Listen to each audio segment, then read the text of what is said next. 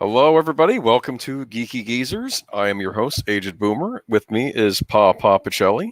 Hello. How you doing this evening? I am doing well. What you sipping on? I got this long weekend. Oh, do you have a long weekend? Are you working tomorrow?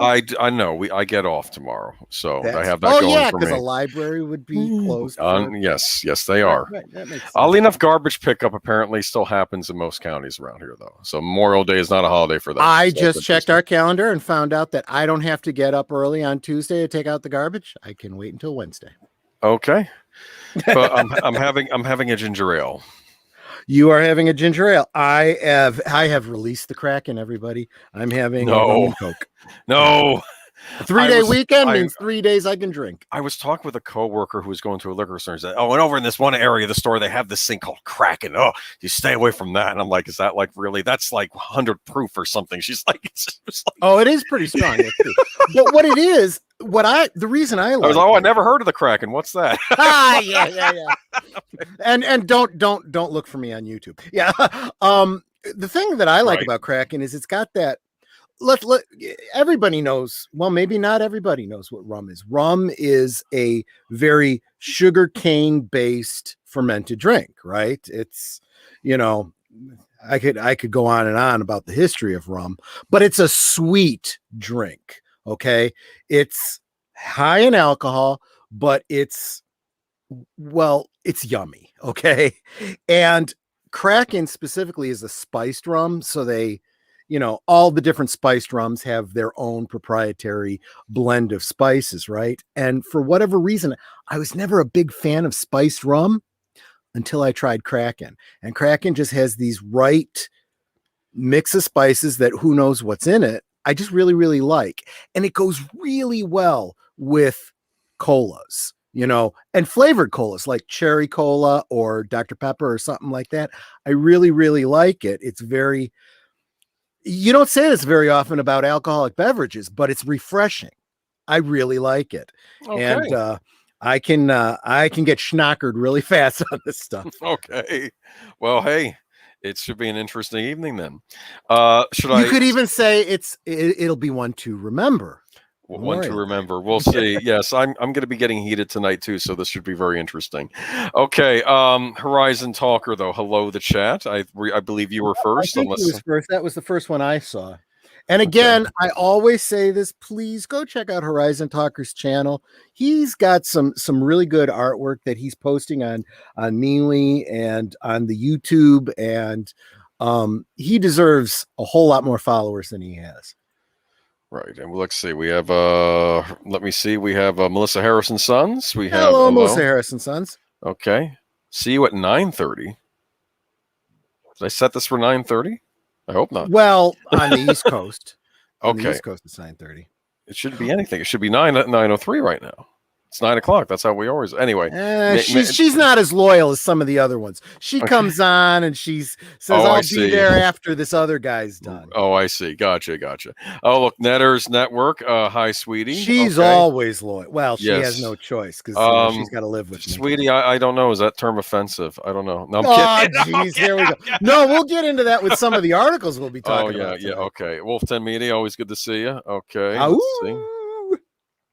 Let's see here, though. We got Wolf 10 of YouTube. Wolf 10 of YouTube. Yes, he is. He's the Wolf of YouTube. Okay. Joshua V.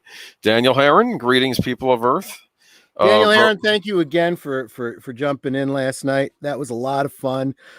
Super. You hit. He was apologizing to me after the show for, I'm sorry, I wasn't prepared. I was doing it off the cuff. I'm like, dude, all my streams are off the cuff. I don't prepare. I said, you provided exactly what I was hoping for. Some commentary on the soundtrack, which is your thing. Yeah, it's a great soundtrack. I actually own a copy of it. Rosefire, shalom and good evening to everyone. Shalom back to you. Welcome, Rosefire. Oh, it's a little late, but Shabbat Shalom, yes. Yes. Okay. Yes. Let's see here. Let's see. I think we got everybody, but let me keep going. We'll have some latecomers, I'm sure. So let's see. So we should talk about the good old days. Tell me about the good old days. Did you prep a topic? Because I have a spare one. If you don't, have I one. actually didn't. I didn't know I was supposed to. And I You didn't. I was like saying there, we got to make a good. When old we were days in the this green room, weekend. I almost asked, what's the topic? I have actually no forgot. idea, and I was trying to think. This was a back burner one. Okay, Happy Meal toys. Oh yeah. So first, based on exactly, and this isn't really a Happy Meal. This was a Burger King thing, but doesn't count. I'm kidding. It doesn't count. No, you're right. It doesn't, but it's tangentially related. Just a couple weeks back, we were talking about Alf toys that were available at Burger King. Yes, and I remember those. Nanette literally over because 3-day weekend, it's project weekend, she's cleaning out the basement and she came upon 2 of those Alf toys, but we've since lost the paper records that came with them. But one of them I pointed at, I'm like, oh, those Melmac girls. Those Melmac girls. Yeah, yes. It was the surfer one. I remember that. I got 2 of them. I got the one that looked like the surfer dude, and I think there was another that looked like Bruce Springsteen, right? The other one was the chef. Well, the other one we had was the chef, but you're right. There was one. They had 4 of them. I think they had 4 of them. There was a play on the. What did he go by? He went by the Boss back then, right? Mm-hmm. Yeah, and that's what I figured. Yeah. And it was pretty. It was pretty neat. You got the little records with them, and which were hard to play because they were on cardboard, which kind of curled up. So, but I had an old, the suitcase vinyl players that you used to have as a kid. I had one of those, so I had one too. I would like, oh, cool, it comes to the record. I'm going to play the Alf song, and I listened to the Alf song. I used to play on those record players. I had a lot of those. I don't know what you'd call them, but there were these little books that had a 45 record in it, and you'd get halfway through the story and you'd turn the record over. Of course. And there were Disney and there was Marvel Heroes. In fact, the first Marvel one that I got, I was at a mall here in the Chicago area, and they had someone dressed as Spider-Man, and he was giving out free ones. And I got one that was a Spider-Man one that he autographed for me, and one that was Fantastic Four, which was a the telling of the story of the origin of the Fantastic Four. And I love those things so much. I had them for Indiana Jones. I heard when the bullwhip cracks, turn the page. It's like I had all 3 of the Star Wars Empire and Jedi. I did too. And it was when R2D2, beeps. Does the exactly.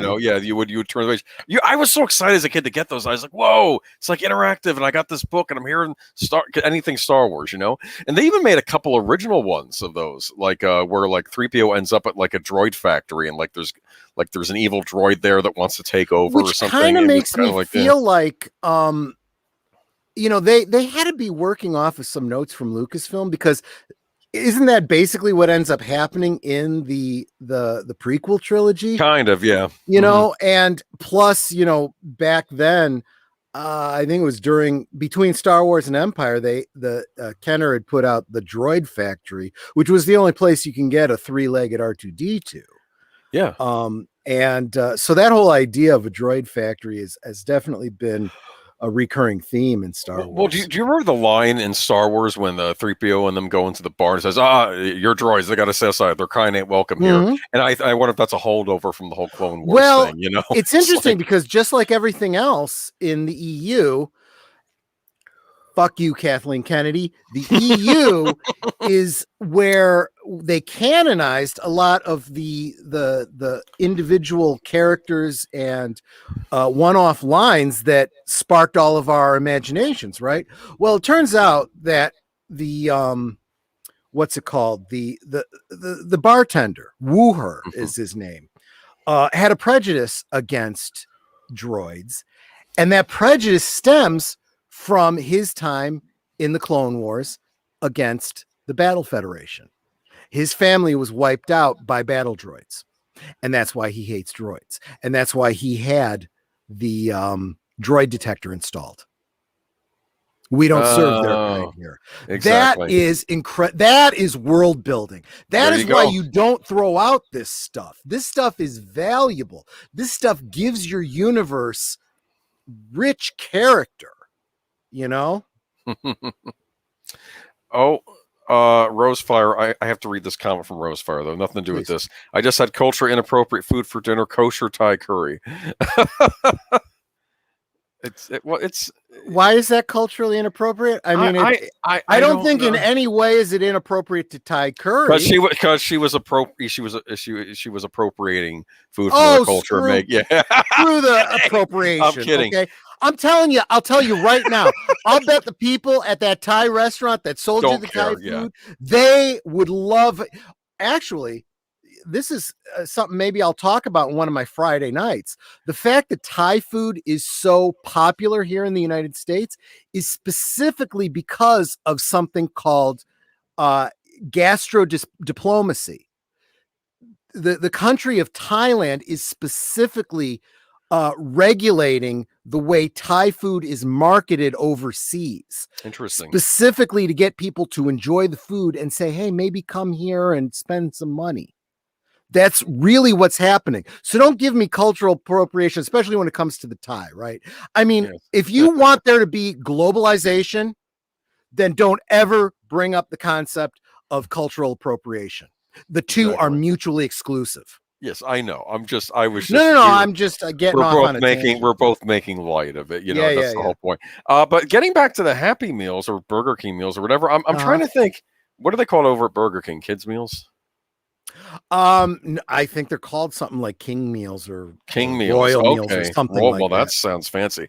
My son Jake got all the Universal Monster figures from Burger King. Was that an actual thing? Probably was. I never heard of that, and I'm upset now because I might have actually gone. And although if you're super into the Universal Monsters, two places to look for action figures for Universal Monsters. Those little 3 3/4 inch action figures are being done by Super 7, the reaction figures. Those have been out previously, and so now they're redoing them. Actually, a different company had done them, and now they're redoing them. And if you're looking for them in the 6-inch, Mego is doing them. They've done them in the past. They're doing them again. So definitely look for those. Those are a little bit more higher end boutique. They're harder to find. You might have to go to eBay and get them secondhand. But okay, that's cool. Oh, and Wolfton had a comment. Hold on, but BK Kids Meal. That's what it's called. Okay, that's what it was. Yeah. Oh yeah. Wolfton says those who call out people for gatekeeping and label anything culture appropriation are the true gatekeepers. They don't want people to share culture. Amen to that. Okay. Yeah, I'm starting to see it's kind of interesting that as we have moved through the 70s, the 80s, the 90s, and we have really started to become more and more colorblind and more not caring about the things, these completely insignificant things that separate us. There are clearly people coming out of the woodwork that want to make sure that they keep those distinctions up and keep isms alive. Exactly. I'm seeing that a great deal in our culture. We'll certainly get into that more as we start talking about some of the topics tonight. But Happy Meal toys. I keep trying to bring us back to the topic, but really all of this has been good old days type of stuff, really. I mean, it's just two old records. Do you want to talk about farts the records? And a bunch of people in the you want to save Happy Meal and just talk about records, the old play record things? We could actually. I actually had a great Let's do that. Yeah, let's in do the that. 80s. And well, because it ties directly to toys and marketing too. G.I. Joe was making the transition from the 12-inch action figures to the 6-inch action team line. Okay. And then eventually it went to the 3 3/4 inch, G.I. Joe. Well, during that action team era, they had a bunch of record what do you call it? Record books. Yes. And I had the Mummy's Tomb. Yeah, I had it as well, or my brother which had it. Tied in directly with a very specific toy line. I mean, it was actually brilliant, really. You'd get that, and then you'd want to go out and get the Mummy's Tomb, set. But in fact, Again, Nanette working on her project today. She's showing me all the Christmas stuff and she's going, do we need this or should we donate it? Do we need this? Should we donate it? And she found I had gotten the ornaments of the G.I. Joe Adventure Team Mummy's Tomb set. Oh, that's cool. And I'm like, no, I definitely want to keep that. That was definitely a memory to that record book of mine. You can find that record online on YouTube. Some people have it on there. Actually, every record book so far tonight that I've mentioned, you can find on YouTube. Yep. Because I don't want to pull out my record or my record player in order to play the records. I can look at the books and just put on the YouTube and listen to it, you know? Yeah, I remember a lot of those old records. There was the G.I. Joe one. I think there were two of them too. I remember. Wasn't there one that was like in an Indian tomb or something like that too? I seem to recall something that was in the jungles of India. That there was another one there. That one, so I don't know. Yeah, I think that was the other one we had. You know who's the real authority on G.I. Joe? And I don't see him in the stream tonight.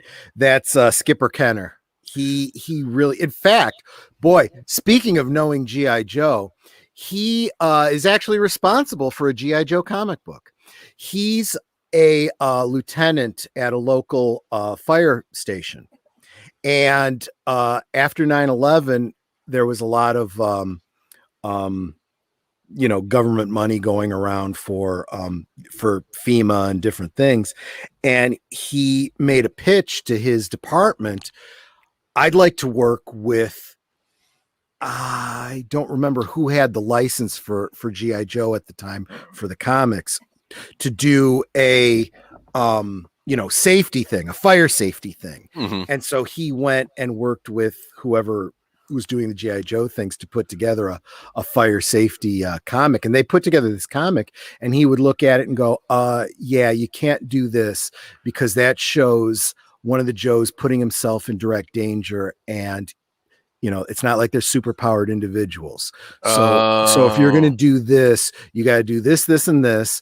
And then at least once you've got to do a panel that shows like Snake Eyes or something in the background being treated for injuries by the first responders. And the comic book guys were all like, wow, this is good stuff. And so this comic book ended up coming out, and I'm actually featured in the back in the, want to thank, for their contributions. Cause I actually don't remember what I contributed, but I contributed something. I don't remember, but yeah. No, that's cool though. Isn't it? Yeah. I think back on the things that were targeted to me as a kid, and I was kind of being stubborn. Like Transformers, couldn't get into He-Man, didn't get into G.I. Joe. But in retrospect, I probably should have, because in my opinion, just from what I could even tell as a child, it seemed like a lot of the G.I. Joe toys were sort of the successor to the Star Wars toys. Well, they had all the cool vehicles and cool characters. They were the next size. They were definitely the next generation of it. Yeah. They certainly capitalized on what Kenner came up with. Kenner, the whole reason Kenner went from large figures to small was because, and keep in mind at the time, I just mentioned that transition. G.I. Joe had gone from 12-inch to 6-inch because Mego had made 6-inch a big deal, right? Well, Kenner took the next step and went to 3 3/4. And the reason for this was twofold. One, this was the 70s. There was an oil crisis. And I don't want to get into the whole history about that, although it does look like we're starting to repeat that right now. But plastic is made from oil. So plastic became expensive. So if you could shrink down the action figures, you could keep the prices down. But in doing that, that means you can also make play sets and action, vehicles and stuff that you can't do for the 12-inch, or they're just cost prohibitive to do. There were vehicles for the 12-inch figures, but you could only buy those at FAO Schwartz if you had lots of money. Whereas, most kids could get an X-Wing fighter, so that's why Kenner really took off with that. G.I. Joe looked at that and said, we could do that, and we could do it slightly better if we give them better articulation. And that's why they have bending arms and swivel and, all that kind of stuff. Yeah, and I didn't get into them, and I don't really know why, because it seems like it was a well-written show, at least for the time. The kid's cartoon. I didn't watch the cartoon. It just strikes me as G.I. Joe was something as a kid I should have been more open-minded on. But, It's just, for me, it was just my age. I was just going into high school. Yeah, you were just out of that G.I. age. Yeah. Joe and He-Man and stuff was hitting TV. And so I was aware of them. I watched them. I know my brother watched them. But I didn't get into the toys. I didn't want to collect them. I was still on Star Wars if I was going to get anything. Yeah. And then I got married, and then the 90s hit, and they started doing Power of the Force, and I got back into Star Wars all over again. There you go. Oh, Daniel Heron says the biggest stressor in our friendship is that you weren't into G.I. Joe. Yes, but I'm admitting that maybe I should have been, Daniel. So I'm actually admitting that my younger self might have been into it if he had given it a fair shot. Okay, and knowing my younger self. Okay, I was kind of into G.I. Joe, the 12-inch figure. Well, and the action team. My brother had a couple of those. I remember those because he was a 70s So child, I had the 6-inch G.I. Joe action team black outfit with the backpack where you put a AA battery into it. You press the button and this light would light up on his chest. Didn't he have a boss van he drove around into? Yeah, I didn't have that though. I did have there were two villains that he fought. One was like a Cro-Magnon who you'd squeeze his back and his arms would, pump in and out. And there was a lizard man type thing that for whatever reason you'd put a battery into him and he had a glowing thing in his chest too. Cool. And getting back to the records, though, I remember those records. I know that there is something that's considered now very inappropriate, one of those G.I. Joe records, which I kind of want to hear. I don't know if he calls, these savages are chasing me in the forest, or he says something like that. You know what? I'm telling you, anyone who has a problem with that has never read 70s and 80s comics. I know I love that era, especially the 70s. I think the 70s are awesome. This is another YouTuber that really doesn't need my promotion, but Sasha over on Casually Comics, she's going back to old comic book lines and talking about them. She makes jokes about some of the culturally inappropriate stuff. She obviously doesn't truly have a problem with it, but she makes jokes about it. And there's some good stuff there. There really is. Oh, Horizon Dog says, ironically, I knew nothing about G.I. Joe media. I only played with the toys. I'm the opposite with the Teenage Mutant Ninja Turtles. I watched the show, but didn't play with the toys. It depends on what era you're talking about, Horizon Dog, because keep in mind, G.I. Joe started as a toy. He was an army man. He goes back before the 80s. He was around for a while. Yeah, he's been around since the 50s. Possibly, maybe even before that. Yeah, he's old. He would get reinvented for each decade, right? Like they would reinvent who he was and stuff. And canonically, that original Joe is now I think it's General Joe Colton is his name. And he actually has an appearance in one of the movies, I understand, which I've never seen any of the G.I. Joe movies. But yeah, he was really meant to be an army man. I think it's Analog Toys has some great videos about G.I. Joe and Action Man. Action Man is like the British version of G.I. Joe, and it's not like it's a ripoff. There was a true partnership between, I think it was Palitoy over in Britain and Mattel over here to do things. And then when they went to 3 3/4-inch action figures, what's ironic is that they did it separately, only to find out later that the other company had done this, and they were like, hey, let's work together again. And so then they started sharing molds and stuff like that. It's kind of an interesting story. Oh, and he says G.I. Joe was played by Bruce Willis in the movies. Yes, that's the Joe Colton that I was talking about. That's what I heard. That does tempt me to want to see it. But at the same time, my understanding is John Cena was in the G.I. Joe movies, and I want nothing to do with him anymore. We'll get into that later. Anyway, we absolutely will. Yeah, you had you were doing the Klingon cold stare. Anyway, but going back to the old records, I want to bring up a creepy one I had when I was a kid, or a disturbing one. We had a Swamp Thing comic book that came with record. Okay. I did not have that specific one, but there was a little advert for it on the back of my Spider-Man one. Yeah. Yeah. Oh, I would have loved to have heard. Maybe I'll look for that on YouTube. I bet it's on YouTube. The Spider-Man one, the Swamp Thing one. These were like comic books. They were like comic books, and you would listen along to the record with the Usually they were literally reprints of an issue of the comic books, is what they were. Yeah. If they could find one that was a standalone story, they would use it. Yep. It starts out with this clown in the swamp area or whatever, and I think he self-deletes. I can't say wonderful words on YouTube. I get what you're but saying, the point is he leaves this earthly plane. He was a sad clown. He was a sad clown. He had the sad, and I'm looking at this kid, like, this is really depressing me. Okay. Well, that's why I always thought it was interesting that Swamp Thing was a kid's, title, because that came from, this was before they started separating them in the comics. But Swamp Thing ended up eventually becoming part of the Vertigo line, which was supernatural / more mature reader. Right. And those storylines were never really intended for kids. That was not a kid's story. Okay. No. But we had another one, which was an adaptation of Mary Shelley's Frankenstein, and I'm reading it, and I'm here. Here's Victor Frankenstein, and the monster just killed his wife, his kid, and I think his cousin, and everyone. It's like Clavell, everyone is family. Like that was my first introduction to the Shelley version. Like, this is really depressing too. But that was the story, and I love that about it, because that's the real story, right? It is. Yeah. They were adapting. You watch the movies, and everybody's like, "Oh, the poor monster." Actually read the book. The monster, and that would be cool. Not that we're doing fixing the Universal thing, but when I look at the monster from that book, that monster, in my opinion, is capable of becoming like a supervillain. Okay. Yep. That's exactly right. Like he would be right up there with Count Dracula. Like, he's intelligent. He's not dumb. Shelley did refer to him as a demon.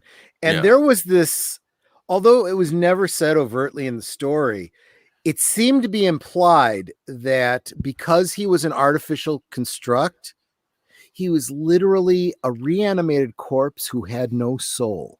So he had no conscience. Yeah, they bring that up actually in I, Frankenstein. It's actually interesting if you ever watch that. It's like, we can't, because he's sort of he kind of is the hero of that movie. And like, at first the angels, or the gargoyles as they were in that movie, they were like, can we can't use this monster. No, what he didn't know good from evil. You can't accuse him for what he did. And I'm not going to get into it, but it was kind of an interesting take on the Frankenstein. That's very interesting, because we say that about children, right? They don't know right from wrong, so you can't hold them accountable. And throughout the ages, in all religions, there is this age of accountability where it's expected that you now know the difference between good and evil, right and wrong. But with a creature like the monster, he's an intelligent creature that's fully self-aware, and it's not like he's ever going to learn the difference between right and wrong. He does not flip and care. It's basically a description of a sociopath, you know? Yeah, I think that makes sense. And Rosefire, I definitely am going to do a really good. In fact, who knows? You know what? Maybe this Friday I will go back to my Fixing the Universal Monsters universe, and I'll focus on Frankenstein. Yeah, because I've got a lot to say about that, and you clearly have the insights that speak very clearly to me. Yeah, definitely. But anyway, the things we had as kids, I'm going to say something about the 70s and even the 80s to a lesser degree, but even the 80s too. They didn't sugarcoat things for kids.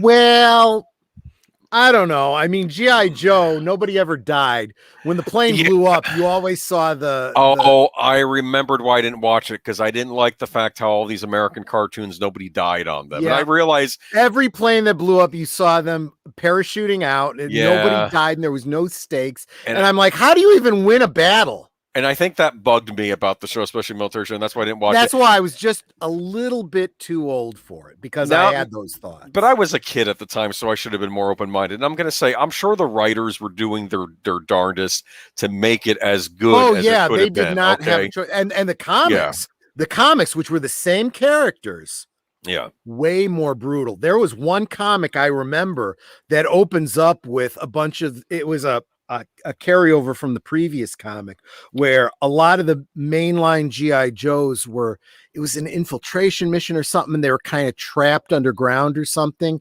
And the cliffhanger is there's a bunch of who are the bad guys? The Vipers, the spike, the Cobra. the snake guys. Cobra, thank you. Yes. Bunch of Cobra guys and nobodies. No characters. They're just the grunts, standing there with their guns, and it's like, uh-oh, what's gonna happen next week? Well, the very first panel of the next issue, all these mainline GI Joes get gunned down. They're dead. And it was a storyline where they were killing off some legacy characters to introduce some new ones. I'm like, holy frick, that's brutal. Yeah, no, I mean, but you're a kid and you're gonna want to pick that up because you're like, this is what I'm not getting on the show. I'm right? assuming Owen Lister's talking about the novel. Yeah, The novel, yeah. absolutely. He doesn't start out as a villain though. He starts out as wanting to, but then he starts seeing all the And I don't want to get too into this because I'll talk more about We'll it talk more about Friday. Yeah. But ultimately, Victor is not completely blameless. He's like an absentee father. He creates him and then he abandons him. So on some level, you can kind of understand the monster, but there comes a point where it's like, okay, I don't care what your father did to you. That doesn't give you a right to, kill people, Yeah, well, no. And Frankenstein is about a father who abandons his son, doesn't teach him morals or ethics. So the son Please, begins. all of y'all that are interested in this, yeah. We'll talk about this Friday. Definitely do it on Friday. Now that you guys have expressed this much interest, I will. And I think it's time because we've done Dracula, but we haven't. We did Dracula, didn't we? True. We haven't done Frankenstein yet. I don't know if you want to do a movie or if you just want to talk about it in general. I'm wondering if we should do a rewatch of Mary Shelley's Frankenstein. The one with Kenneth Branagh? Yeah. Okay, might be interesting. Yeah. Okay, maybe I'll do that. Because I have some issues with that movie, but it's also that might be the most interesting to do. Yeah, it's like I think so. Yeah, let's do that one. I think that's a good idea. So that's what I'm doing on Friday, and let's go ahead and get into our first topic for the night, which is Powerpuff. Okay, which I almost think I have twice in here, but maybe I'm wrong. Okay, so let me front load this with, obviously this is not my thing. I don't know for crap from Powerpuff Girls. I am not a Powerpuff Girl. This was never my thing, but I get that it's a cartoony thing, and now they're trying to make it live action and go. Okay, I watched a couple episodes of Powerpuff Girls. It wasn't thing I got into, but I appreciated it for what it was. It sounded kind of funny. Like I remember one episode where they get in trouble with the teacher for being out after hours, for not doing their home or for doing something, and so their caretaker, the doctor, or whatever, grounds them so they can't go out after bedtime anymore. And then like all the villains overhear this, and then you see them destroying the city after it, and they can't go because they're like, we're being punished. It was kind of funny. Anyway, I don't know. Point is, I always appreciated the Cartoon Network shows, even if I didn't watch all of them. It's basically the next generation of Hanna-Barbera. That's what they were. Okay. Yeah. And Powerpuff is to be repiloted, and Tom Swift remains in contention. Our Ladies of Brooklyn and Painkiller not going forward. Okay. CW, there are a lot of weird things going on over there right now. I kind of got out of the CW a while ago. I tried, and then I'm just done. Like I argue that maybe I'm not a teenager anymore, and this stuff really isn't just being made for me at this point. Okay. Ahead of the CW's fall 2021 schedule announcement tomorrow, the network has made decisions on the bulk of its 621 pilots, handling series orders to Naomi and All American Homecoming. Blah blah. Okay. Powerpuff, based on the original Cartoon Network animated series, will be reworked and repiloted off cycle. The four leads, Chloe Bennett, Dove Cameron, Yana Perrault, and Donald Faison, as well as other cast members and the writers, producers, all remain on board the project from Warner Brothers TV Berlanti Productions. Okay. And so it's being repiloted, right?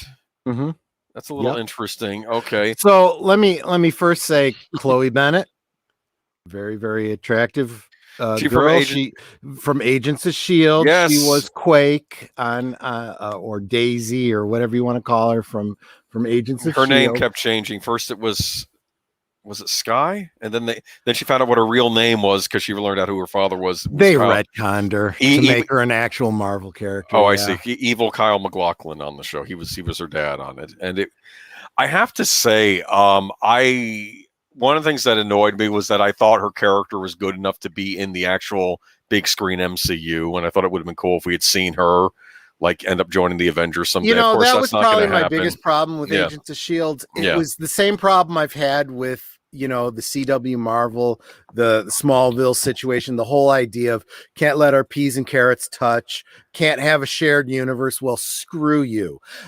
I almost feel like it was even worse with Marvel because they were building their shared universe, but when they put something on TV, it was a one-way deal.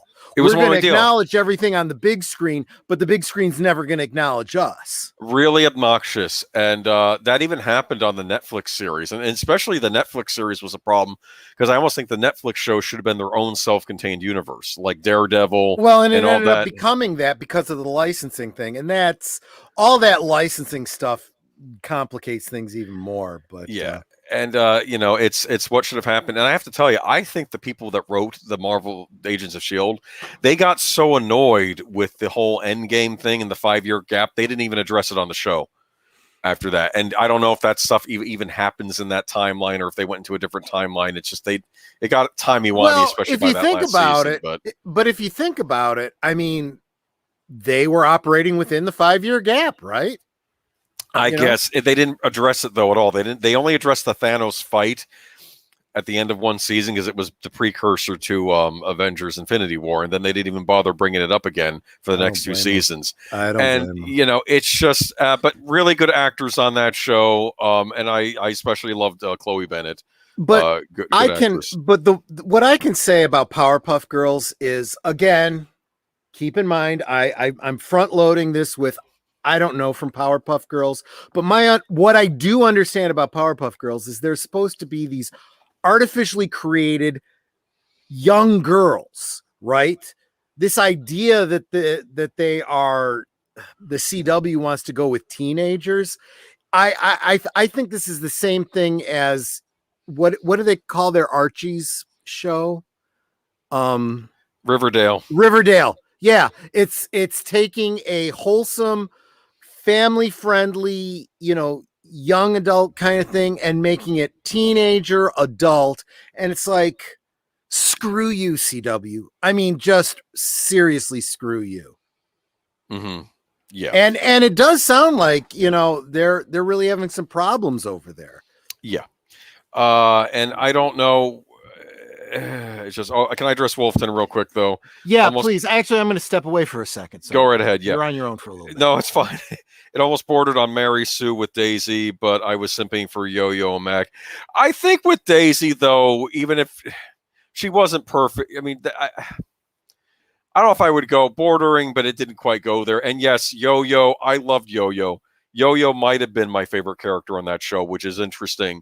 Because she does a morally questionable thing at the end of one season. And I was like, I might have done the same thing considering what if I'd gone through the same thing she did.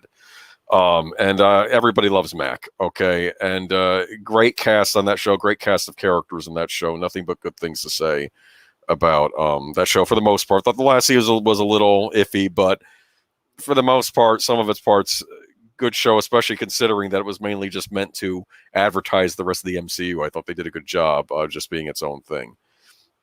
But if we go on, though, for this article, Tom Swift, a spinoff of Nancy Drew, remains in consideration. The CBS Studios' fake Empire-produced project did not do a traditional backdoor pilot. Instead, the character of Tom Swift, played by Tian Richards, appeared in a Nancy Drew episode, and the network also ordered a pilot script. I hear the CW could potentially order a standalone pilot based on the script as part of its series consideration. Okay, I didn't know they were making a Tom Swift show. Okay, so CW also opted not to proceed with Millennial Nun dramedy, Our Ladies of Brooklyn from Jenny Snyder Urban, or Black Lightning spinoff Painkiller. So they get rid of Pain. Okay, so I guess, well, they got rid of Black Lightning. I guess they're getting rid of the spinoff too.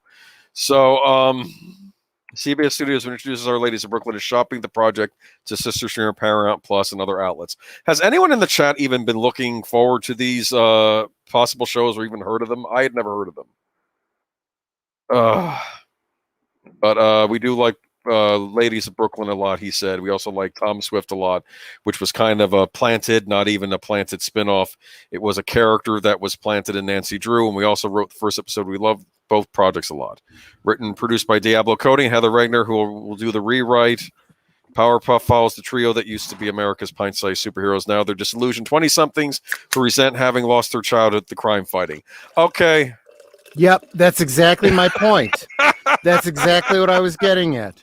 You think I don't do the reading, before the show? I do. Do I? I'm sorry. Of course I do. Okay. It's been a busy weekend. Okay. Anyway, Warner Brothers. That's interesting. It's a peek behind the curtain actually for me too, because I'll sometimes send articles to Boomer and I wonder if he reads them. Or if it's like, yeah, whatever, just put them in the notes. We'll cover it. Most of the time I do. I knew we were going to have to tackle Powerpuff at some point. Yeah. Melissa's been talking about it, and it's a big thing. But I'll tell you, this is my, and again, I don't have a dog in the hunt, but it is another example of this. Let's take a childhood beloved thing that, families watch together, that kids love. Yes. And let's, make it angsty, dark, emo, and just trash, everything that ever was good in your life, is really how it comes across to me. Yes. If your kids loved Powerpuff Girls, you really don't want them watching this. It ruins it for them. Talk about, in quotes, ruining my childhood. This almost reminds me of a Charlie Brown cartoon someone made as a fan project or whatever. It's all of them as adults and it's all dark, there is, okay, guys. The adult versions have STDs and all this other humor stuff, and it's just there's a YouTube channel. I think it's a YouTube channel called College Humor.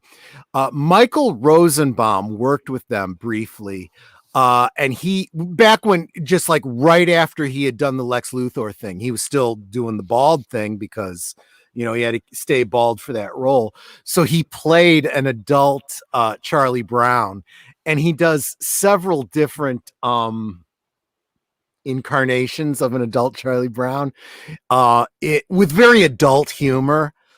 But again, it's called College Humor. It's clearly telling you up front, this is very PG-13. This is not for kids. And adults will look at it and go, I see what you did there, right? There's one where Charlie Brown goes insane and kills everybody because, they all treat him like crap, playing off the whole, Lucy and the football thing. Of course. There's another, again, this is PG-13, not R, not X, okay? But the allusion to an X-rated thing where, it's, Charlie Brown and Lucy, and you know what I was saying. But in fact, they're the same ones that do that PG porn is what it's called. I don't know. Am I allowed to say that? I'm sorry. I hope I didn't ruin your stream by using that word. But it's okay. It's worse. No, it's a parody of. I mean, there's no nudity. There's nothing, but there's a lot of insinuated, and it's that grainy texture to the film and stuff. Oh, really? Yeah. It makes it seem like it's a 70s, adult film. What's his name? Nathan Fillion does one. And apparently the girl that he's playing against is an actual adult film actress. Right. But and Nathan Fillion, right? He's a good actor. He's funny. He is clearly playing the role of someone who doesn't know how to act. And he's like he's reading his lines on a teleprompter. It's so hysterical. It's funny when actors do that, where they go against their own skill set. Absolutely. There's another one. Who's the other guy? The one that played the pilot in Firefly. The one that played Wash. No, I know the actor. You He's know good who I too. mean? Yeah, He yeah. does one of those too. And every time he's trying, and we have this assumption that adult films, okay, have no story, right? So the idea that the director would keep stopping the scene and going, no, no, no, no, I want you to be motivated by this, and what is your motivation, and what is your story, and giving him all this back information about his character, and he keeps stopping the scene, and it's just anyway, I'm sorry, I've totally gotten off on a tangent, but no, it's fine. look, I mean, look, if you want to do yourself a treat, look up PG PORN, and you can say porn on the stream. It's okay. it's okay. too It's late, funny. right? I've already said it. No, so I don't. can't Is talk that going to again. get me into trouble? You're not monetized, so I guess it's not going to hurt anything. Oh, for the love of Pete. Okay. Right? Okay. St. Peter. Yes. Okay. What were we talking about here? Powerpuff Girls Powerpuff reboot. Girls. I don't care. I'm sorry. I like Chloe Bennett though. I'm kind of sad she's getting stuck on this. Asian American actress, right? I think that's how she would describe herself. She's at least yeah. Well, partly Asian, that's probably how she would describe her. Hey, great actress. Put her in big screen movies. Give her the plum roles, okay? It's like I don't look. I've said this on other streams. I am not going to blame actors for taking a role. They got to work. They got to make their money. I know, right? but the point is, I don't know why she's stuck on television. It's just that she should be. Not that television is always bad. There's some great. There's prestige TV too, but it's like Powerpuff Girls. Unless they're doing it as a comedy, unless it's going to be grim I'll tell dark. you, Hollywood right now is well. It's always been a friggin' cesspit, but now it's just a miasma. It doesn't even know where it's going. So it's kind of a gone down a dead end. I don't know. It's kind of crazy, but yeah, this whole idea of an adult Powerpuff Girl, it was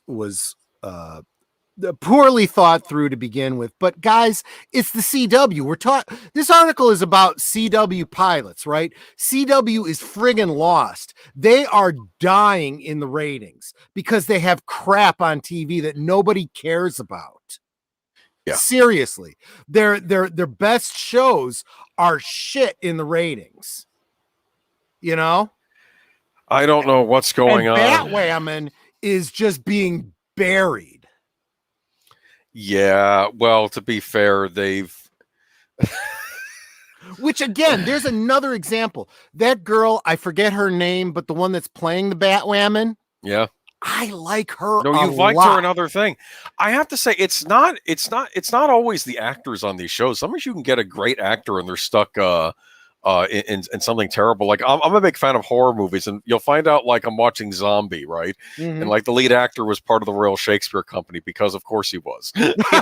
Yeah. Okay? Because it's like you got to take, you got to eat, you got to, if it's a job, it's a job, maybe there's slim pickings, especially in this current climate. That's shows you can take. Sure. But yeah, I felt bad. Horizon Talk were saying he thinks CW is a step down from ABC. I think it kind of is. Yeah. I mean, all television, though, is kind of getting in the doldrums lately, though. I will say they are bringing CSI back in the fall, so maybe that'll be a boost. I don't know. We'll see. Did you know that? What is? CSI is coming back. CSI Vegas.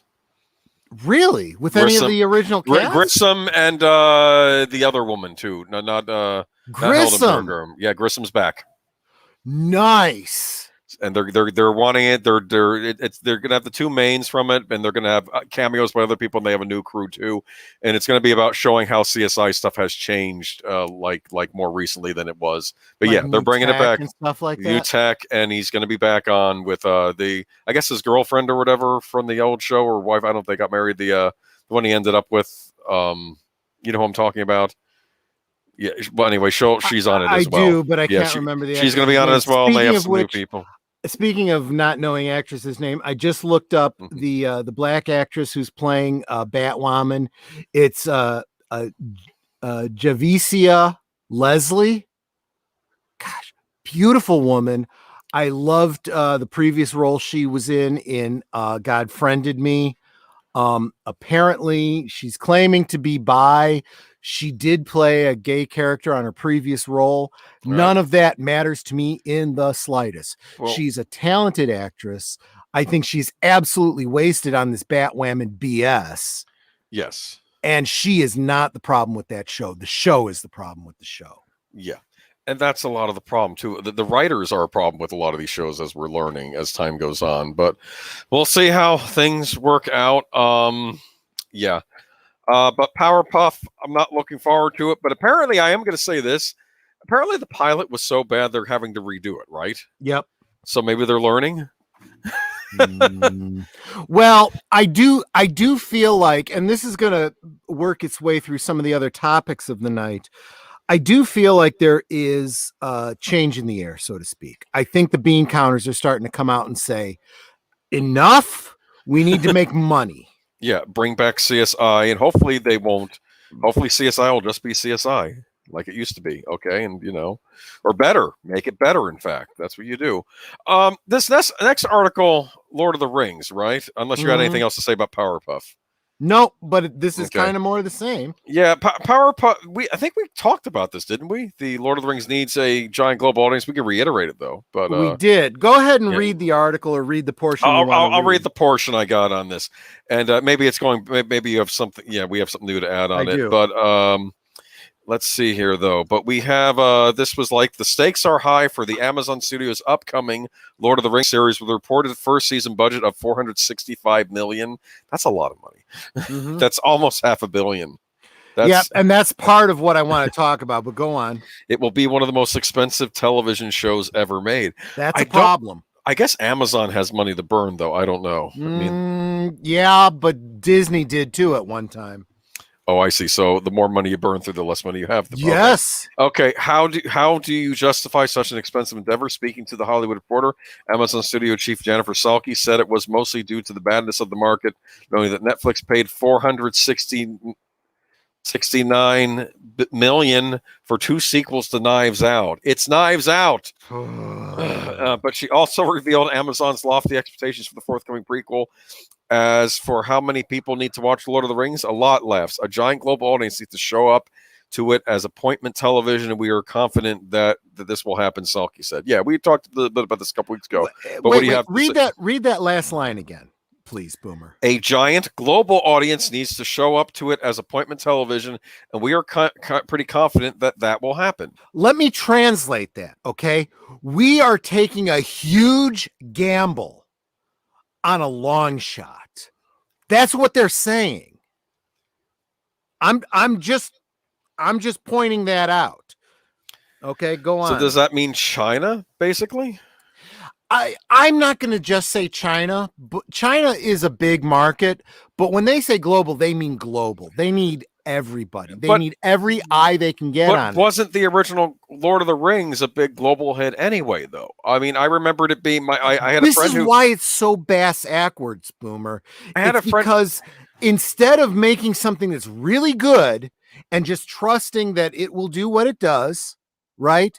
They're putting the cart in front of the horse. It's got to get all of these viewers. So let's throw more money into it. Yeah. And then if they screw it up, they're broke. Like I said, they're banking on a long shot, and these companies cannot afford this BS. So they need to scale it back, focus on the American audience. Well, European too.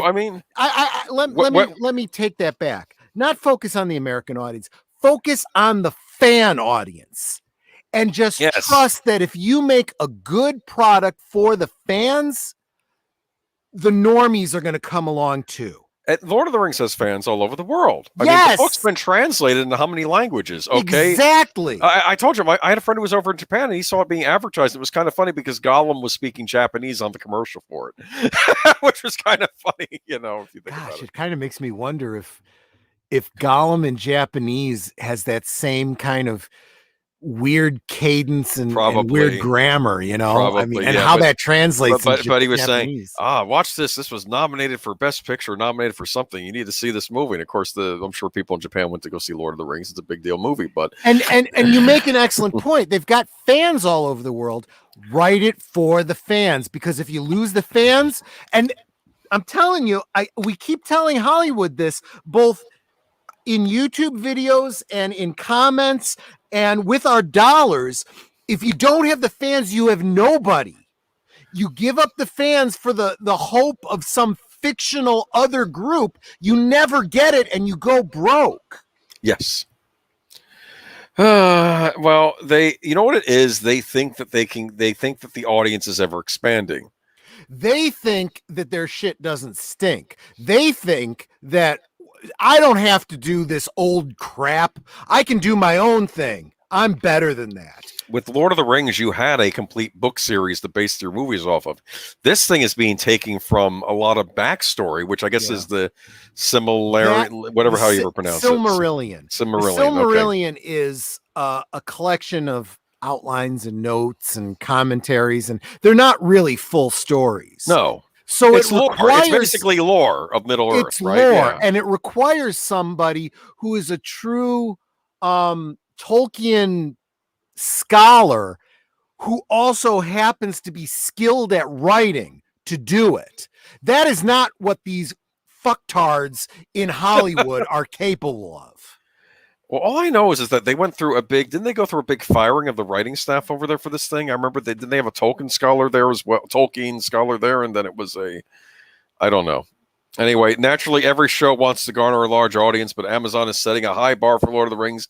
Today's world of fragmented entertainment, few shows can be called event television. Like its competitors, Amazon appears eager to fill the void created by Game of Thrones, which capped off its run with a finale watched by 19.3 million viewers. It will face competition from Disney's run of very successful MCU and Star Wars shows, as well as the planned Game of Thrones prequel. Okay. As for where that money is actually going, Salke says that most of it is about building up the infrastructure of the rest of the show. This is a full season of huge world-building show. Yeah, we learned about that. The number is a sexy headline or a crazy headline that's fun to click on, but that is really building on the infrastructure of what will sustain the whole series. But it is a crazy world, and various people on this Zoom, mostly Bella and me, have been bidding situations where it starts to go incredibly high. There's a lot of wooing, and we have to make decisions on where we want to stretch and where we want to draw the line. Okay. Can I go ahead.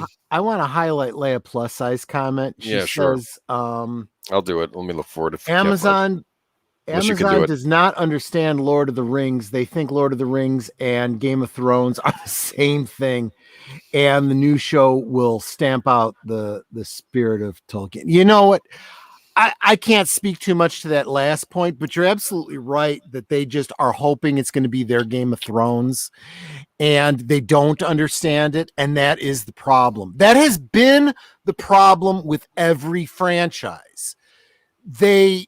These companies acquire licenses and companies for these franchises because they have built-in fan bases, and what's the first thing they do? They alienate the fan base. So you literally got what you just paid so much money for. I don't, because when I first about bass backwards. Yeah, because when I first heard the Lord of the Rings series, I thought they're going to be adapting the books, but into a series form, and I was like, "Well, do we really need that?" That's what a lot of us thought. And Jackson did such a great job with I mean, it wasn't perfectly adapted because, of course, they glossed over a lot of the stuff in the first half of Fellowship. I'll tell you what I understood why he made the decisions he had to make. What really would have been a good idea would be to start a TV series, and your whole first season is the extended version of your Hobbit series. Do the whole thing all the way through.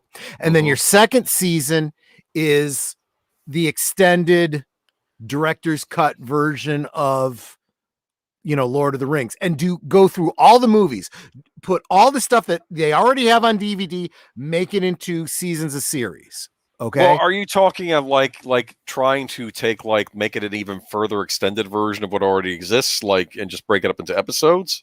Yes, exactly right. They did that with one of the Tarantino movies. I think it was Hateful Eight. I think Netflix did break it up into a television series, like a mini series. Yeah. In 6 episodes, which I thought was kind of interesting. Then that has given you 3, 4, 5, 6 seasons where you have capitalized on your movie as a series. And in those 6 seasons, you could be working on a new film. Yeah. or episodes of a series, whether it's prequel or sequel or whatever, you know? Yeah, but of course that also taken part is whether or not you get Peter Jackson on for that, right? You'd probably want Peter Jackson as a creative consultant. Is he involved? Is he involved in the show at all? I haven't heard that he is. He probably is not. Because that's going to be a problem. I mean, I had my own issues with the Hobbit movies, though. I will defend Peter Jackson on one note in the fact that the studio did not give him enough time to prep like they did with Lord of the Rings. I'll go even further. Yeah. He wanted to make it one single movie. Yeah, that would have been better. And they wanted it to be 3, and he's like, there's not enough material to make it 3 movies. You could maybe make it 2. Maybe make it 2 2-hour movies, basically making it an extended Lord of the Rings movie and cut it into half, you know? Because you could probably get 4 hours out of The Hobbit, and I think that's it. That's stretching it, you know? So I do not blame him at all for it. Again, that's another example of studio interference. It's the same reason that I don't blame David Lynch for Dune or so many other films, you know. And Lester says, or make Lord of the Rings an animated show. I'd love for someone over there to make a really cool animated series based on Lord of the Rings, but I think we are well past that point in Western developed animation. They're not like even this new Batman the animated series they're working on. I'm thinking it's not going to be of the same quality as what we got with Batman the animated series. I think those days are gone. J.J. Abrams is attached to it, so screw it. It's a non-starter for me. I thought that Harry Potter would have been perfect for an animated series because you could really adapt the books better than the movies did and just do like each chapter would be its own episode. And they could have done that as a kid's series, like in the high quality that we saw. I'm still holding out for some sort of a Harry Potter spinoff that's set at the school in the United States. Yeah, that'd be interesting. That's not talking about Harry Potter. We'll get to that later with Depp. Okay, Johnny Depp. Mm-hmm. But anyway, anything else to say on the Lord of the Rings things? Like any new insights on it, though? What do you think? No, but these last 2 articles, I think they're linked. I kind of feel like this is Hollywood or whatever you want to call it, the entertainment industry kind of realizing they've made some really bad missteps, and if they're going to continue, they need to rethink what they're doing. Maybe I don't want to get anybody's hopes up, but maybe we're winning this culture war. Maybe. Well, maybe this is the first sign of light at the end of the tunnel. Maybe I've just had so much to drink. I've gone from negative to positive suddenly. Here is what I want to say. I know people get very down, and I think your friend Stephanie, last name Janicek, Janicek, yeah. She was making a point that these are the dog days of entertainment. Okay. Yep. And I do agree with that. I think it's as bad now, I think, as it's ever been, maybe worse.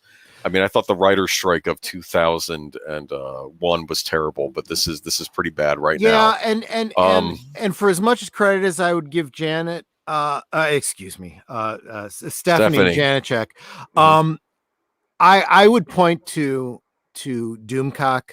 Doomcock is on the front lines fighting this war of culture, and he's definitely got his finger on the pulse, and he's one too who's for even though his catchphrase is "stay angry, my friends," he is very positive, and he really believes we're winning this war. So if there's anything I want to impart, it's we got to keep it up. I think we're winning this war. We are. Whether we're talking politics or entertainment or what it is, I've said it all along. And there've been other YouTubers that I know a lot of you guys follow that will poo-poo this and are completely black-pilled. But I have never wavered when I said profit motive wins out. And we vote with our dollars. And if they want to continue to stay in business, they will give us what we demand. So continue to stay strong and support the things you love. I think in the same ways that it took a while for all the horrible PC stuff to work its way into everything. Now it's going to take a little while for it to work its way out, but maybe we're seeing that. We'll see. I've often said this: nothing good lasts forever, but nothing bad lasts forever either. Let's see what happens. Let's see where we are by year's end. We might have some good stuff to report on by then. especially with a certain company. I just a side thing that you don't need to highlight or anything. I just want to throw this out. I'm reading a lot of the comments, and I see you guys commenting to each other, and it's like you guys are all supporting each other and agreeing and stuff. That does my heart a lot of good, because I see a lot of bitching and moaning and complaining in a lot of other YouTubers' comments and chats and whatnot. And you guys are just really awesome. Sometimes they can get vicious on some streams I've seen. Yes. Yeah, so yes. But what was I going to say here though? But here we go on to now I'm all being nice. Here we go. Why don't you go ahead and introduce this one and read the article, because I'm sorry, I got to step away again. This is what I'm going to be commenting. I'm going to be commenting on this. Yes, I know it goes right through you. Okay. Asian American voice actors question why white A-list stars are still voicing anime. Okay, that's a weird article because some of these voice actors I would not say are A-list stars. I'm being cruel. Okay, I'm sorry. This is my old enemy, Funimation. Okay. I have a lot of problems with Funimation. I haven't bought DVDs by them in a while. I'm a big anime collector, or at least I was for a long time. I used to buy lots and lots of DVDs. Of course, Troy's not hearing this, so I may have to explain it to him again. Let's read from this article a bit. I will be commenting as I read it, okay? Any anime fans out there? In this chat, I'm sure there are. Okay. Voice acting is a trade with a rich history. It's also a predominantly white business, with A-list actors only encroaching more on the world of voiceover work for feature film and television. Those dynamics get even more skewed. Okay. The voiceover actors at Funimation, one of the premier anime entertainment companies working in the field of dubbing and distributing East Asian media, are hoping that those demographics can be changed. Imai Lo, Afia Yu, and Sean Gan are just three of Funimation's voiceover actors, with Yu and Gan also directing for the company. And all of them are committed to furthering discussions about the role of Asians and Asian Americans in voiceover roles. Okay. There's a frankness to discussing entering the industry as an Asian American. I really wanted to go into film, but my parents were like, "You're not pretty enough," Lo said. That's an ouch. Okay. That thinking stemmed from the type of Asian women that were on screen when Lo was growing up. I grew up with the age where every Chinese character on TV looked like Lucy Liu. Everybody had almond eyes, super long, straight hair, tall and thin, she said. Again, a Filipino American similarly saw Hollywood represented people that looked like him on screen. There are some ideas about who should be leading character, what fits the mold of certain levels of intelligence when you're on stage, he said. Filipino gives off another impression to people who don't know me. I get Hispanic, I get Native American, and I play those roles. Okay. Again, though, we're kind of confusing two things here at this point. This is about voice acting. So I don't know why they're going, okay. But behind them on microphone, that's irrelevant. Yes, it is. That was my whole point, right, Boomer? What we were talking about in the green room. Yes. You were saying that anyone of any race can play anyone else. Voice acting is the great equalizer. The color of your skin does not matter. Yes. And I'm telling you, I grew up with this whole idea, this very Martin Luther King idea that you would not be judged by the color of your skin, that these kinds of things did not matter. Okay, where you came from, what religion you are, who you choose to love, what color your skin is. These kinds of things do not matter. It's the content of your character that matters. Okay. Now, there was a complaint earlier in the article that the voiceover acting industry is predominantly white. I don't know if that's true or not, or they're saying that. Maybe it is, maybe it isn't. At Funimation, can I believe it? Yes, but I'll get into that later, okay? Yeah. But because I have issues with the current voiceover actors over at Funimation. And I'm not going to interrupt you on that point because I probably agree with you 100%. They are the types that ruined Vic Mignogna's career, okay? Yep. And they are some of the... You know how, like I sent you that article about the cartoon industry and how incestuous it is? It's probably very similar in voiceover acting. I've had some issues with them. Now, I tend to not point out, pat myself on the back about the thumbnail for the video, but I did specifically put, something to the effect of not so Funimation.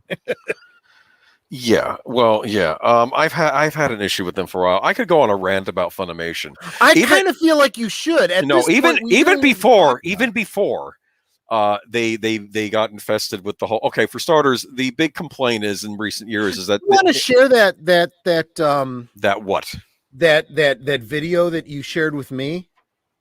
what video in the comics industry? Yeah. Okay. The What video? Oh, on the ancestral I'll see if Yeah. I can look for it later. I did share it last week in the chat, but I'll look for it again. I'll stick it in there at some point. But let me get into some of my beefs I've had with Funimation over the years. These are some minor things. They're not minor things, okay? I do one thing for some odd reason in recent years. Funimation gets almost all of the major anime licenses. I don't know how they got this. I don't know how it happens. Not everything, but they get a lot of them, okay? In the old days when I was collecting anime, you had a bunch of different companies distributing anime. Now it's more secured in fewer companies than there were when I was growing up. Yeah. Back in the day, I was not necessarily a huge fan of Funimation because do you know when you pop in a DVD and you get a trailer for a movie before your movie starts or before you get to the menu and stuff? Sure. What do you do when that happens?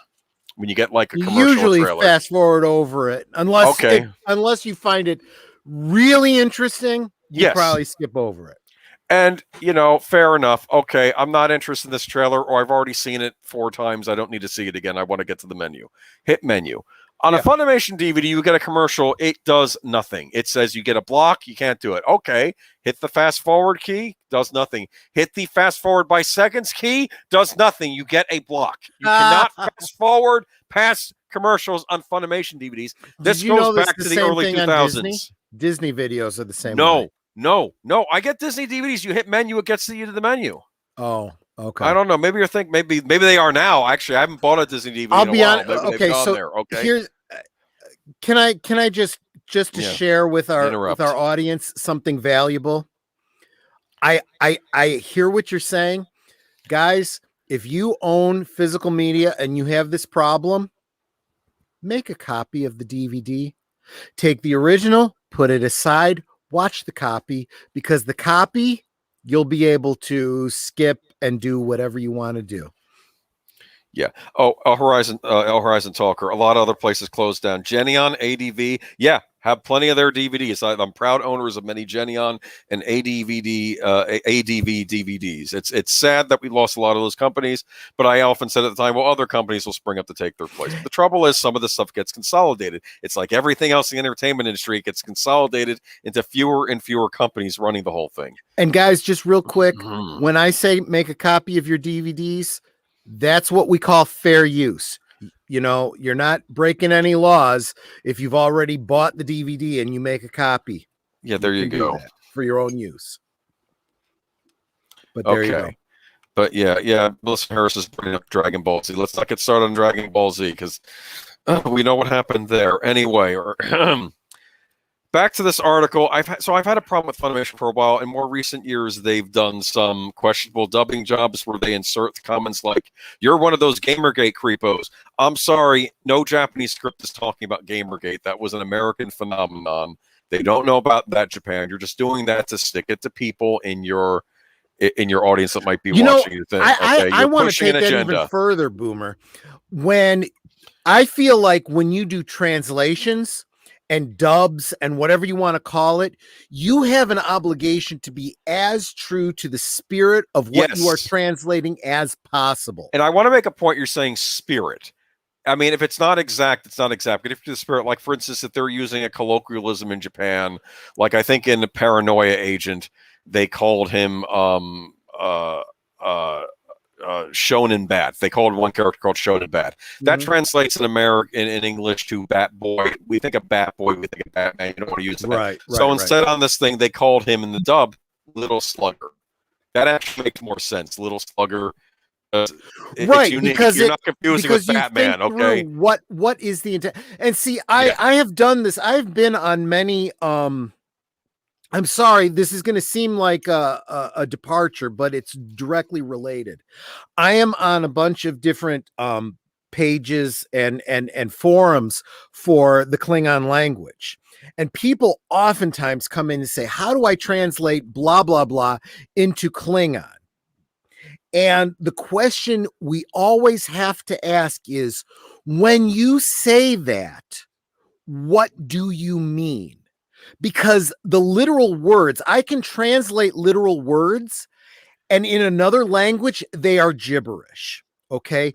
When you try to translate an idiom, okay, an idiom does not translate literally. You have to think through the spirit of what is intended to be communicated and translate that. Yeah, or that, or sometimes what a DVD might do is it might play the idiom in liner notes. That's another thing I've seen happen where you may not understand what they're saying here. Look at these. Come with the DVD. That's what this means in Japanese. Like when I'm watching it subtitled. Usually with the dubbing, they try to do the spirit of the idiom thing. Okay, but okay. If you were to say, for example, in another language, if you wanted to you come to me and you say, I want to translate quick like a bunny. Okay. That's going to be a little problematic if you're translating it to a language where they don't even know what a bunny is. Believe it or not, there are not rabbits in every continent of the world. Yes. Okay. Now you translate it to Klingon. They don't have a concept of bunny. So you better say quick like some animal on Kotnosh. Right. Okay. And this is the same kind of thing we're talking about when we're talking about translation between Japanese and English. We take certain idioms for granted. The Japanese may not have any concept of that idiom. Exactly. And vice versa. It's but anyways, and it's very interesting because you learn about a culture by learning their language. But when you understand their idioms, you go, oh, I didn't realize they didn't understand. Oh, I see. Yeah. And that's, that's a difference than just making junk up. And to be fair, anime dubs have had a notorious history over the years. Some of those early dubs, especially in the late 80s, early 90s, are rather atrocious. People have nostalgia for them now. But the hard part is, right, you joke about, whether it's live action or animation, you kind of want the words to match the lip movements. And it's very difficult because even once you translate the concept, the lips aren't going to match up. So you might add in oohs and ahs in order to get, Yep. Yeah. Yeah. Oh no. Yeah. That what I'm happen. talking about. I know Anybody what you're talking who's about. ever seen a dub of Japanese animation knows. Ah. Oh. Ooh. Ah. Yeah. Yeah. Oh yeah. I know what you're talking about. They have several. Don't get me started on Sailor Moon. Anyway, though, but behind a microphone. Okay, but getting back to this article.